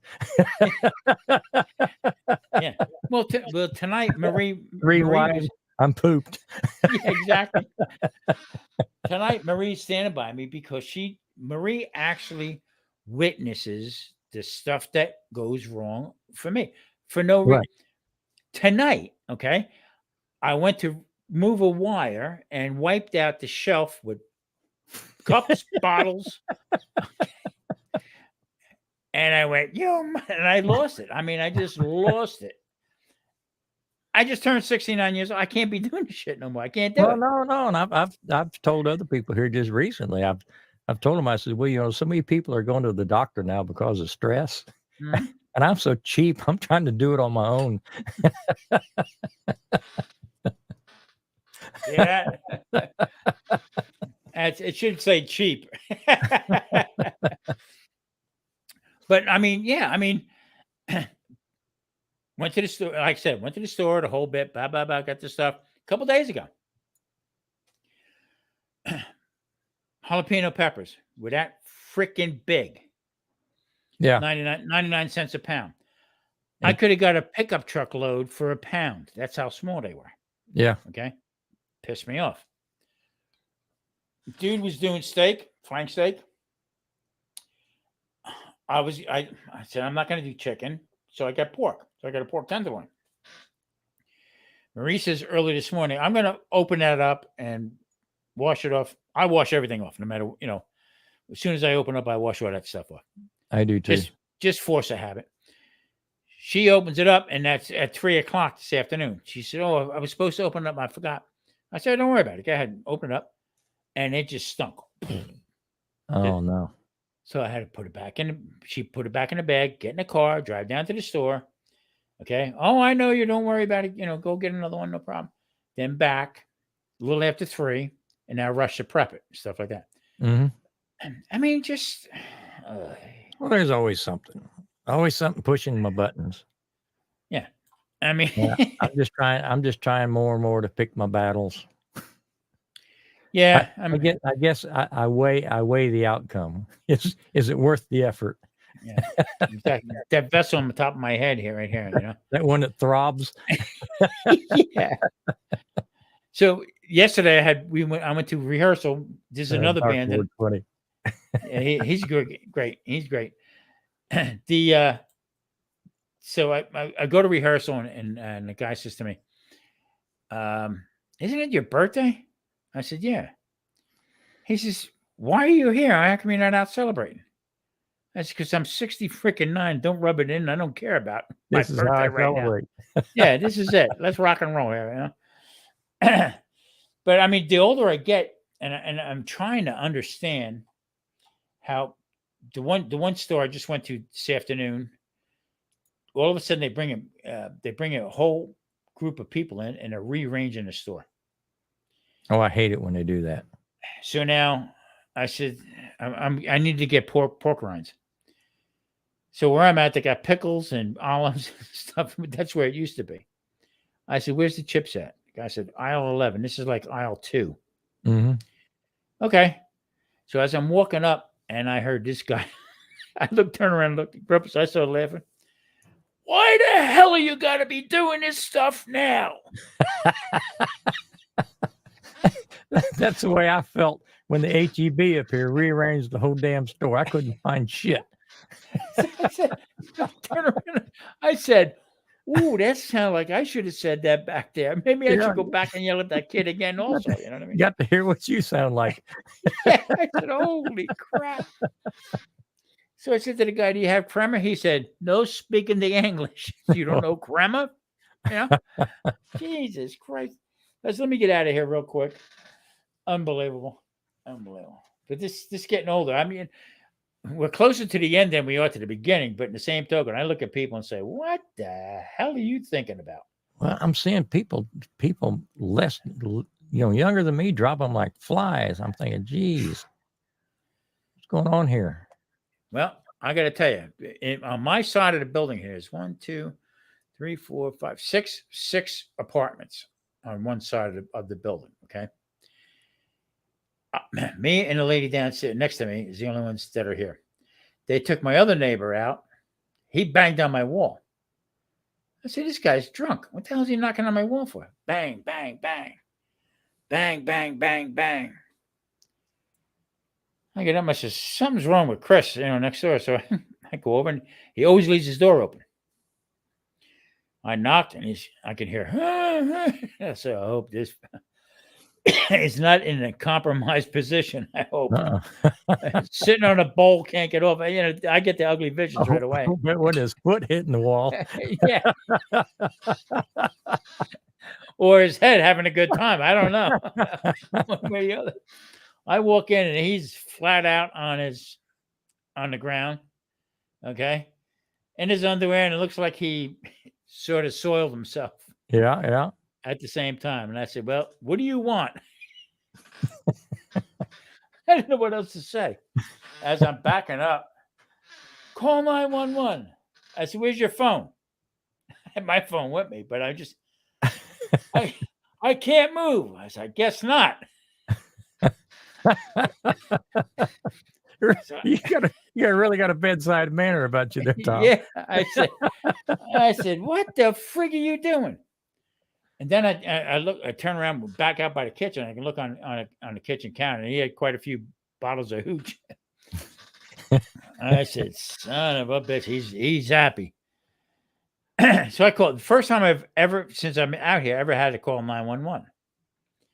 The questions they ask you is like, the frig are you talking about? Yeah. Can you send an ambulance? You're wasting time here. Yeah. And who are you? I said, I'm the guy on the other end of the line calling 911. That's who I am. Is this your number? No, I got it from the upstairs neighbor. So I'm going back and forth. Well, finally they come in. The guys get there, and it's like nonchalant. Hey, how you doing? Good. How you doing? Is she going to scoop him up or what? What's the deal? So he said, how did he fall? He said, he banged on my freaking wall. What are you asking me stupid questions for? I have no clue. So we went back and forth with that. I got an attitude. This guy's laying on it with a load of... You two were an item. Yeah. He's laying on the floor with a load of crap in his pants. All right. And they're questioning me. Well, how do you get in touch with you? I said, smoke signals. He sent me a telegram. Yeah. They're not going to do it. Anyway, Chris hasn't been back since. And then I guess somebody related to him. He says, Chris thanks you. I said, yeah, man. Here, tell him no problem. Bang on my wall anytime. So does he still live there? Did they put him someplace? No, they put him somewhere. He's supposed to be coming back. You know what I mean? But I mean, this is like the Roach Motel. You check in, you don't check out. Yeah. No, that's the way it seems to be like anyway. So well, I just found out today from my sister. My dad had been in the hospital. He's got dementia for about the last 3 months, and they can't get him stabilized enough to put him in a home or one of the care places, something like that. But my sister called me today, said his insurance had maxed out, so they're getting ready to move him. And he still doesn't know where he's at, or he lives with my sister. He doesn't know who they are. That's a shame. Boy, I tell you, that's horrible. I follow 90. Let's see, I'm 70, so he's 90, 94. Wow. But just in the last 6 months, he's he thinks he's back in Korea. Really? Sometimes. I follow on Facebook, and I just thought it was Marie's brother. Okay. passed away from Alzheimer's. Mhm. So, very bad, very bad. This guy, he was an insurance guy, and he had it. He was Thank you, Doris. successful business, the whole bit. Okay. Here's a guy, and see, I can go off a little bit on this one here because he was one of them guys with a lot of carbs, no fat, don't eat no fat. He would come into the restaurant and he would want an end cut prime rib, well done, no fat. And I told him, she said, well, it's my brother's here. I said, well, tell your brother I don't have time to trim his freaking fat off the meat. He's gonna have to do that himself. And I mean, me and him are like oil and water. Yeah. But in the same token, he started losing it. We're at the Sunday dinner one time at my mother-in-law's, and she would put out a spread, choke a horse. And he kept asking me, how's your family? Good. And we keep on going. Tom, right? Yeah, what are you drinking? I want some of that shit that you're drinking, And then, how's your family? So I said to Maria, I said, something's wrong. Something's not right with your brother. Well, Marie went to go see him just before he had passed. And he was early. I mean, like maybe 70, 69, 70 years old, whatever. But couldn't see. Clinically, he could see. His mind, he was blind. Walking at things, bang up. And the doctor said his mind actually telling him that he's blind. Wow. The guy never spoke a word of Italian. You want to hear him singing Italian. All Italian songs, speaking Italian. Can't see, speaking Italian. Not to make light of it or anything like that. Marie was very upset. Marie's worried about that right now. Okay? Because if she puts something away, Marie's the type of girl that would take the handkerchief, fold up the ring inside the handkerchief, put it in a shoe box, under the bed, or up on the shelf, underneath the towel, by a scarf. It's put away. You understand what I'm saying? Yeah, I hear you. So now when she can't find anything, she gets upset. Thinking, I'm going to wind up my brother and this and that. I said, okay, as long as you don't put my steaks away or anything else, like that. And like there again, not to make light of it, but I said, it's in my eyes, there's a couple things right now that I've been reading about.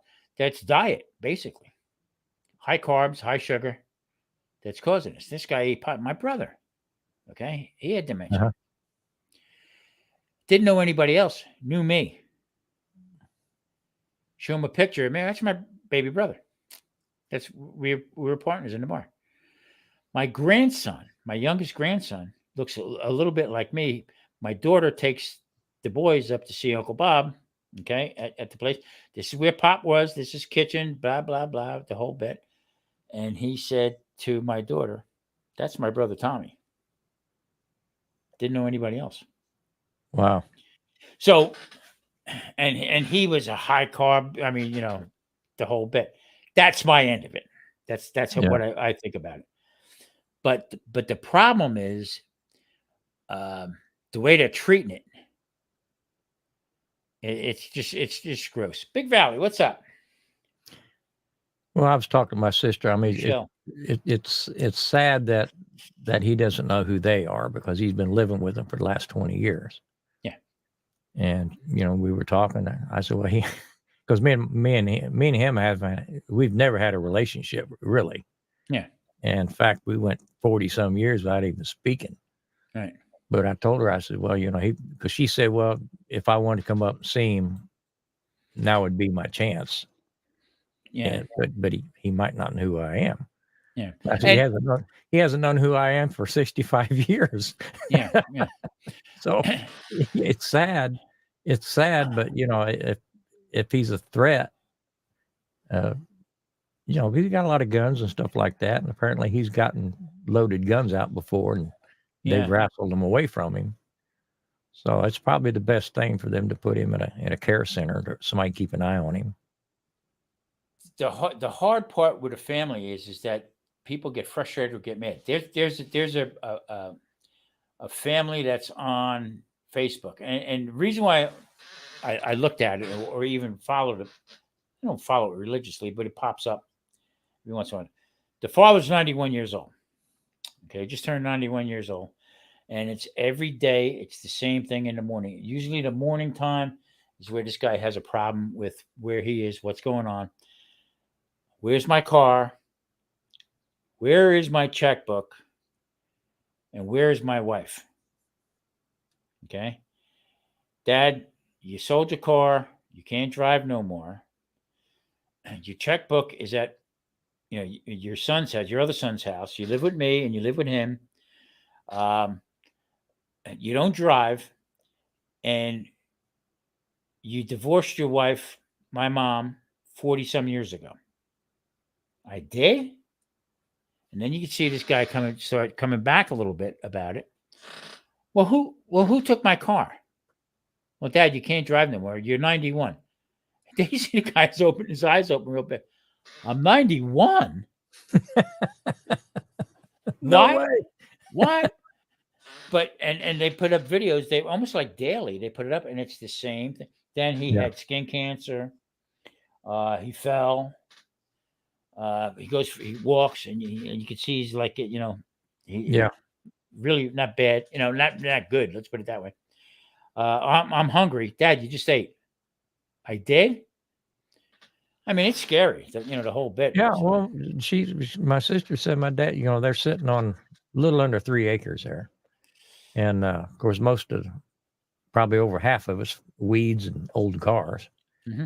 But he'll just wander off and they'll find him way back in the weeds around them old cars, just talking, and there's nobody around. He's talking to his buddies in the foxhole, And she's afraid she's going to come home from work someday and just find him back here sprawled out.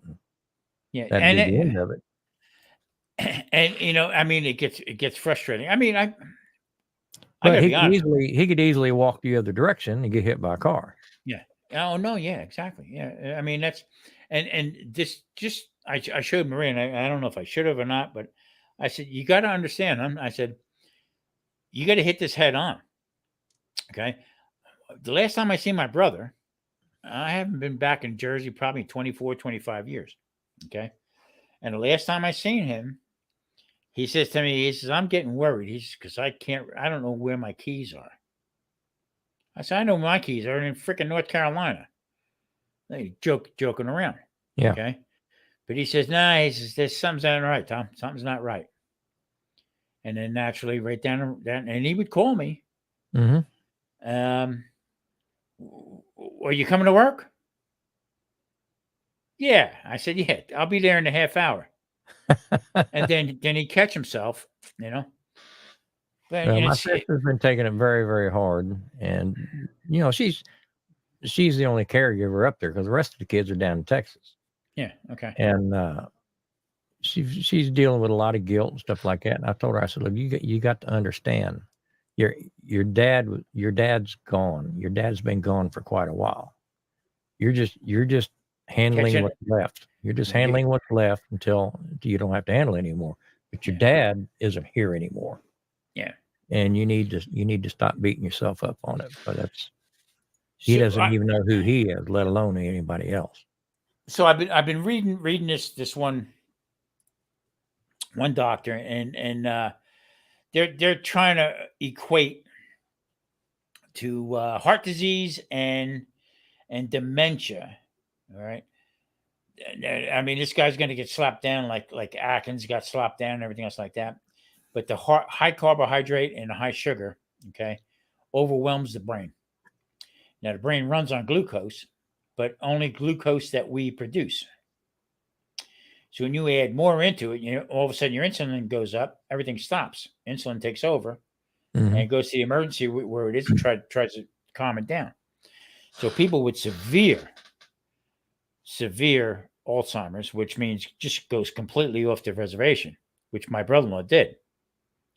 He didn't know minute by minute what he was doing or who was there. That's how bad he was. Okay. And this guy was a very high carb, high sugar. So Marie and her sister are like, whoa, what do we do? How we handle this? I says, I well, mean, I said, there could be something to the diet. I mean, it's as good a analysis as anything else. I told Maria, I said, here's the deal. If I have a pizza, I ain't paying a freaking rent, and I'll tell them why I ain't. not, not to make light of it. I mean, but I mean, in a way, you have to. You know, what I mean, you have to really. I don't know. I have a lot of issues with it all.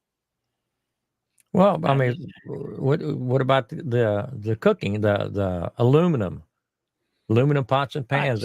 They say caused is related to Alzheimer's. Yeah. I mean that who put that who did the study and who put it up? The people Yeah. for cast iron? I don't know where that started, but I've heard that for years. Oh yeah, yeah. Aluminum pots were no good. But I would imagine just look at the studies. There's one out right now that my doctor loved because they're saying now red meat is the number one cause of heart issues. Just out last week. Okay, you froze, Grumpus. Yeah, let me reboot. Yep, and and they turned around and I know a couple doctors that I follow and stuff like that just said it's the furthest thing from the truth. It is the furthest thing from the truth. The one takeaway I have with it is when they have like Dr. Barry and stuff like that says, show me who died of eating red meat. Show me.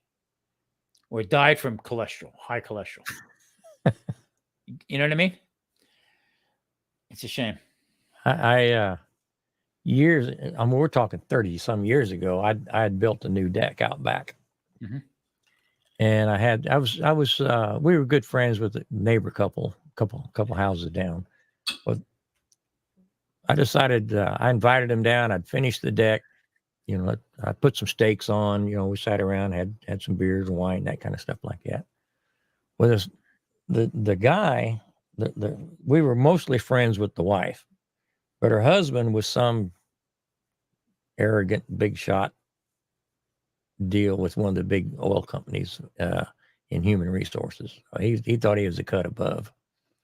So we're all done eating, and it turned to some sort of health discussion, and he rears back with a cigarette in one hand and a Diet Coke in the other hand, wanting to discuss how much red meat is stuck in your colon when you die.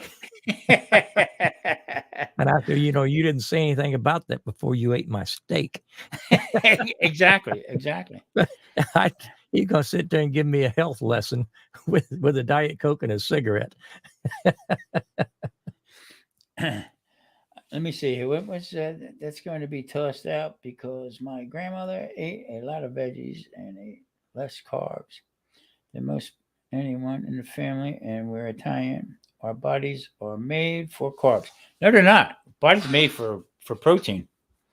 That's what our body's made up. More than property. Our body don't produce carbs at all. There's not one iota that we produce carbs in our system. No. I came. I'm a cancer survivor, and I believe one thing. I'm a survivor because they can't find any more cancer right now, or I won't allow them to do any more testing. The way the lifestyle I had. I drank. I ate a lot of carbs. I'm still drinking, okay, but I don't eat as much carbs and stuff like that, and I reverse things in a heartbeat. You know that. Most anybody that knows me, that I reverse a lot of things. But your DNA is made up of certain molecules and stuff like that we don't produce carbohydrates. We do make glucose and we do make ketones, but we eat so much carbs that we turn into overwhelmingly a lot of glucose. Once your body transforms into ketones, it's a total different things until you balance out.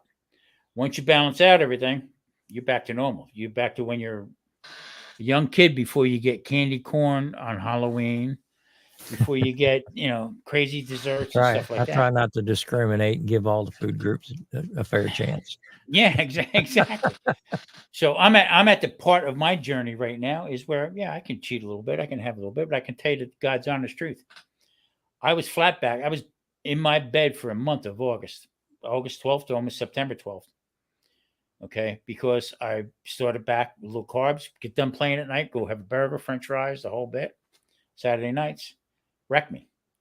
I was back. I couldn't walk. I mean, I blew out my tendons and stuff like that. Inflammation, crazy. There again, not to preach, but I'm living proof. Really am. Yeah. Well, if that works for you, Yep. you can't I mean, argue with it. I know guys says, "Oh, you don't eat rice?" Well, I could, but I don't do heroin because guess what? you know,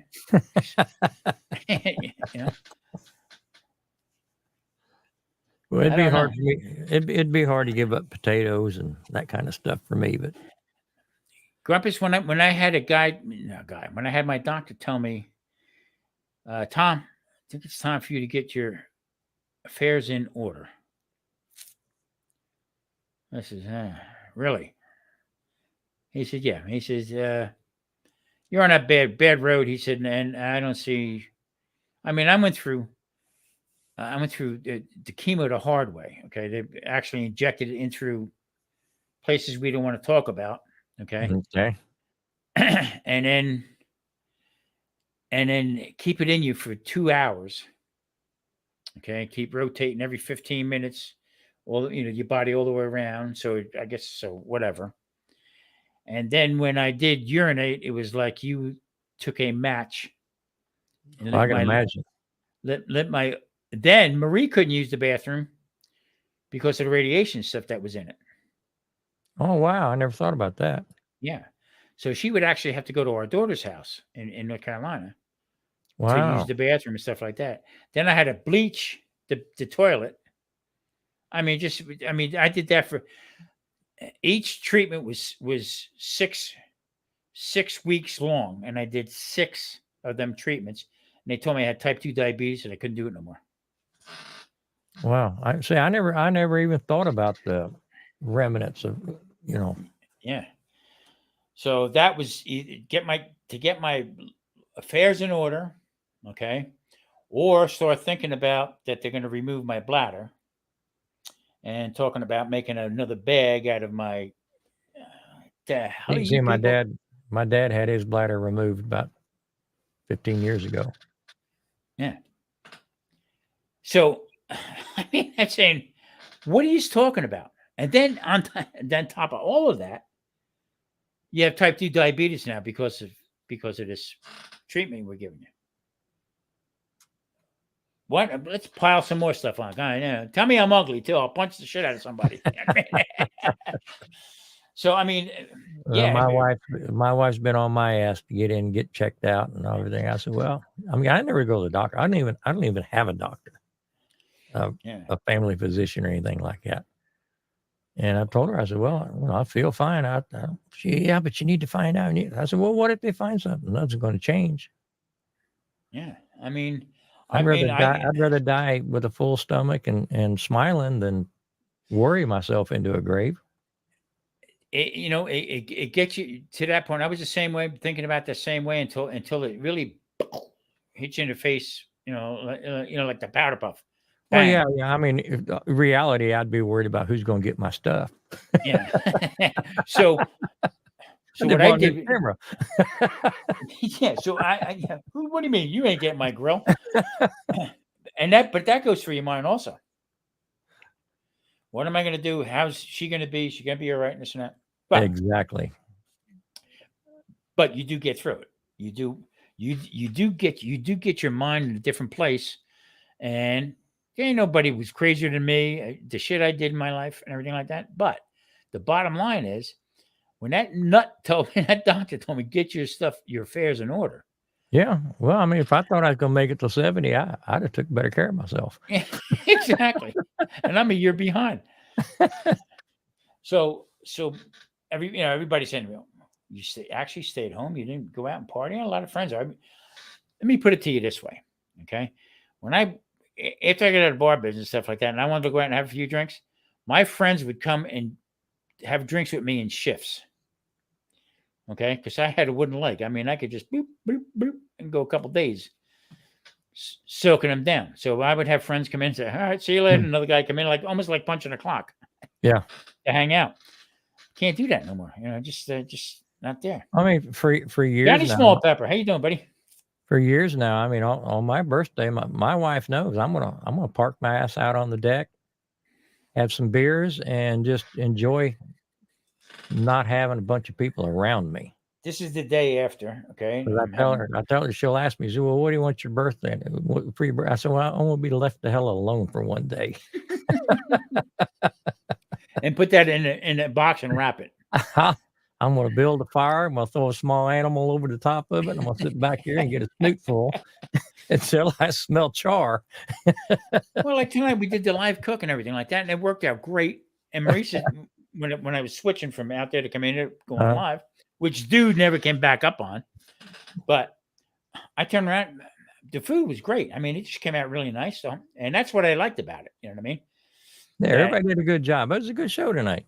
Yeah, it really was. I was glad I got home in time to catch all of it. I was worried. I said to dude, I said, you know what? I think Grumpus is in traffic.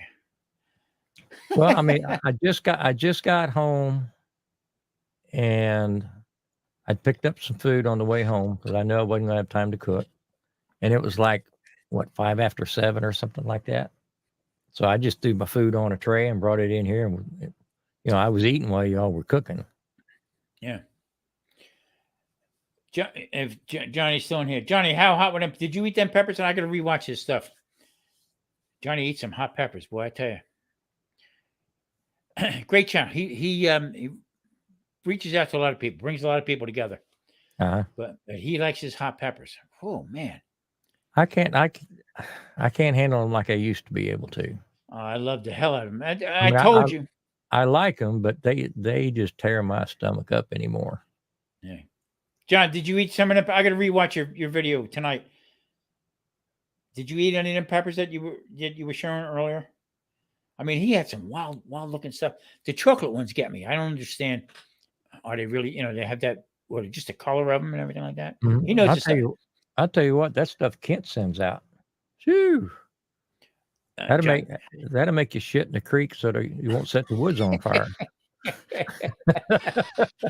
I tell everybody this story. In fact, Uncle Steve said to me, he said, no, he said his stuff got mellowed. He said, you must have got the first bottle that he sent out. I said, I'll tell you what, that you open my closet and his bottle's shaking in there. Well, I tuned into a live. I think this is when him and ate 4 peppers. Johnny ate 4 peppers. Oh, when him and CJ still had the hot seat. I come in on the backside of a conversation, and Kent had said, I've just got a few bottles left. Anybody wants any? So I immediately texted him. I said, how much is it a bottle? And I'll take 2. Mm-hmm. Well, I thought I was getting barbecue sauce. So that stuff showed up in the mail. First thing I did, lick a finger, stick it in there, and get a big. Yes, should have been smoke. Should have been smoke coming at him.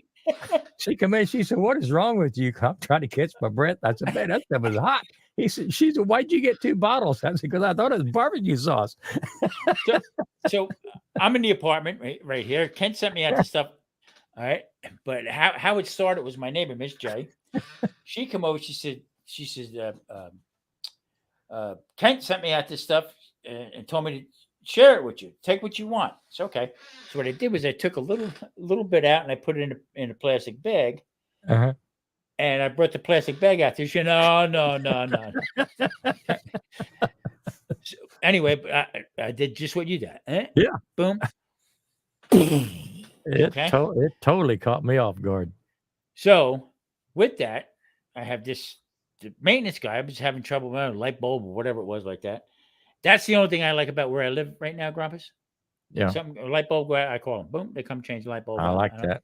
I don't have to worry about climbing on ladders or anything. Anyway, so this kid comes in. And the way I have everything set up with the lights and everything, he says, what do you do? I said, I have a cooking channel. I'm the kid. Oh, no kidding.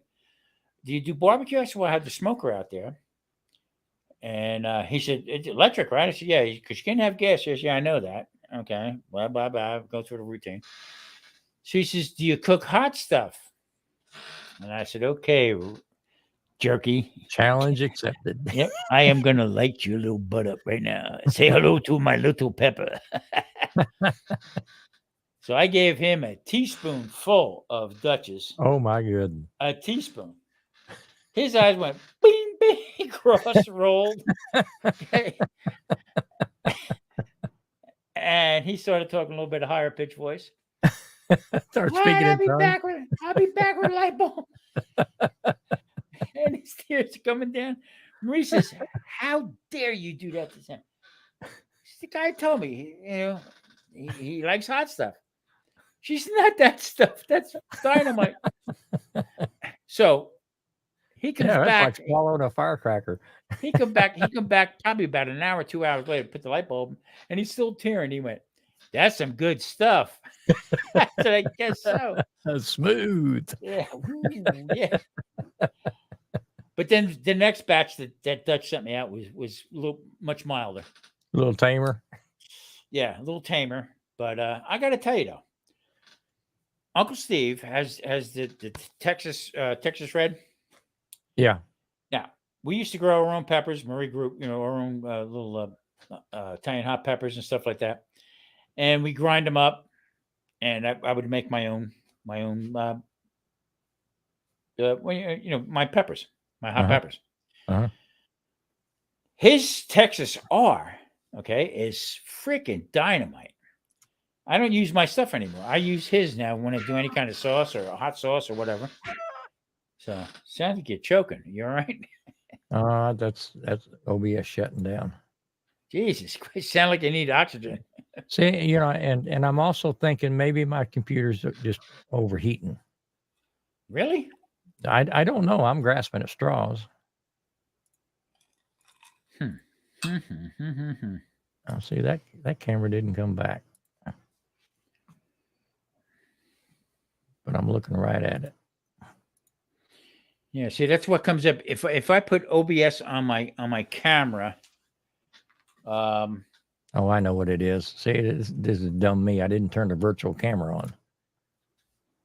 Yeah, but now you're blank.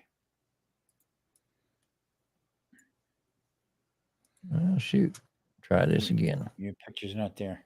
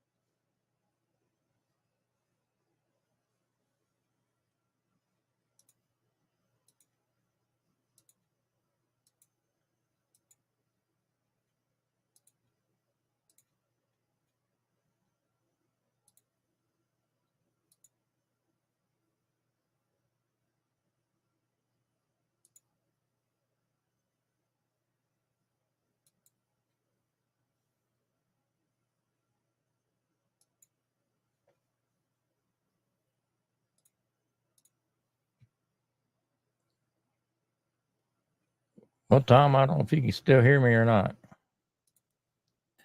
I can hear you. Well, I'm still, my cameras are still locked up. I wonder what the hell's going on with that. I don't know. That's why I'm saying, it's the computer may just be showing its age. The problem is it's so old now that I've got to start from scratch. So, Yeah. the new motherboards have all different cards and There is, video cards. I'm sitting here running two 1080s, and yeah. the 4000 series are out now. So that's how many generations old it is. Yeah. See, that was locked up. And what I did was I senior citizen. Let's go there. You know what I mean? You can get some decent deals on it, on really really good stuff. So even Well, I'll build my own if it's time for a new computer. I'll build my own because I haven't bought a computer since, oh gosh, 30 some years. yeah.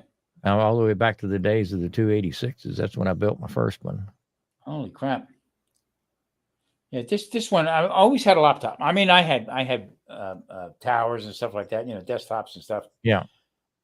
But usually, the laptop and everything like that. But this, I just couldn't get enough out of it. It took so long to upload things on a laptop. Right.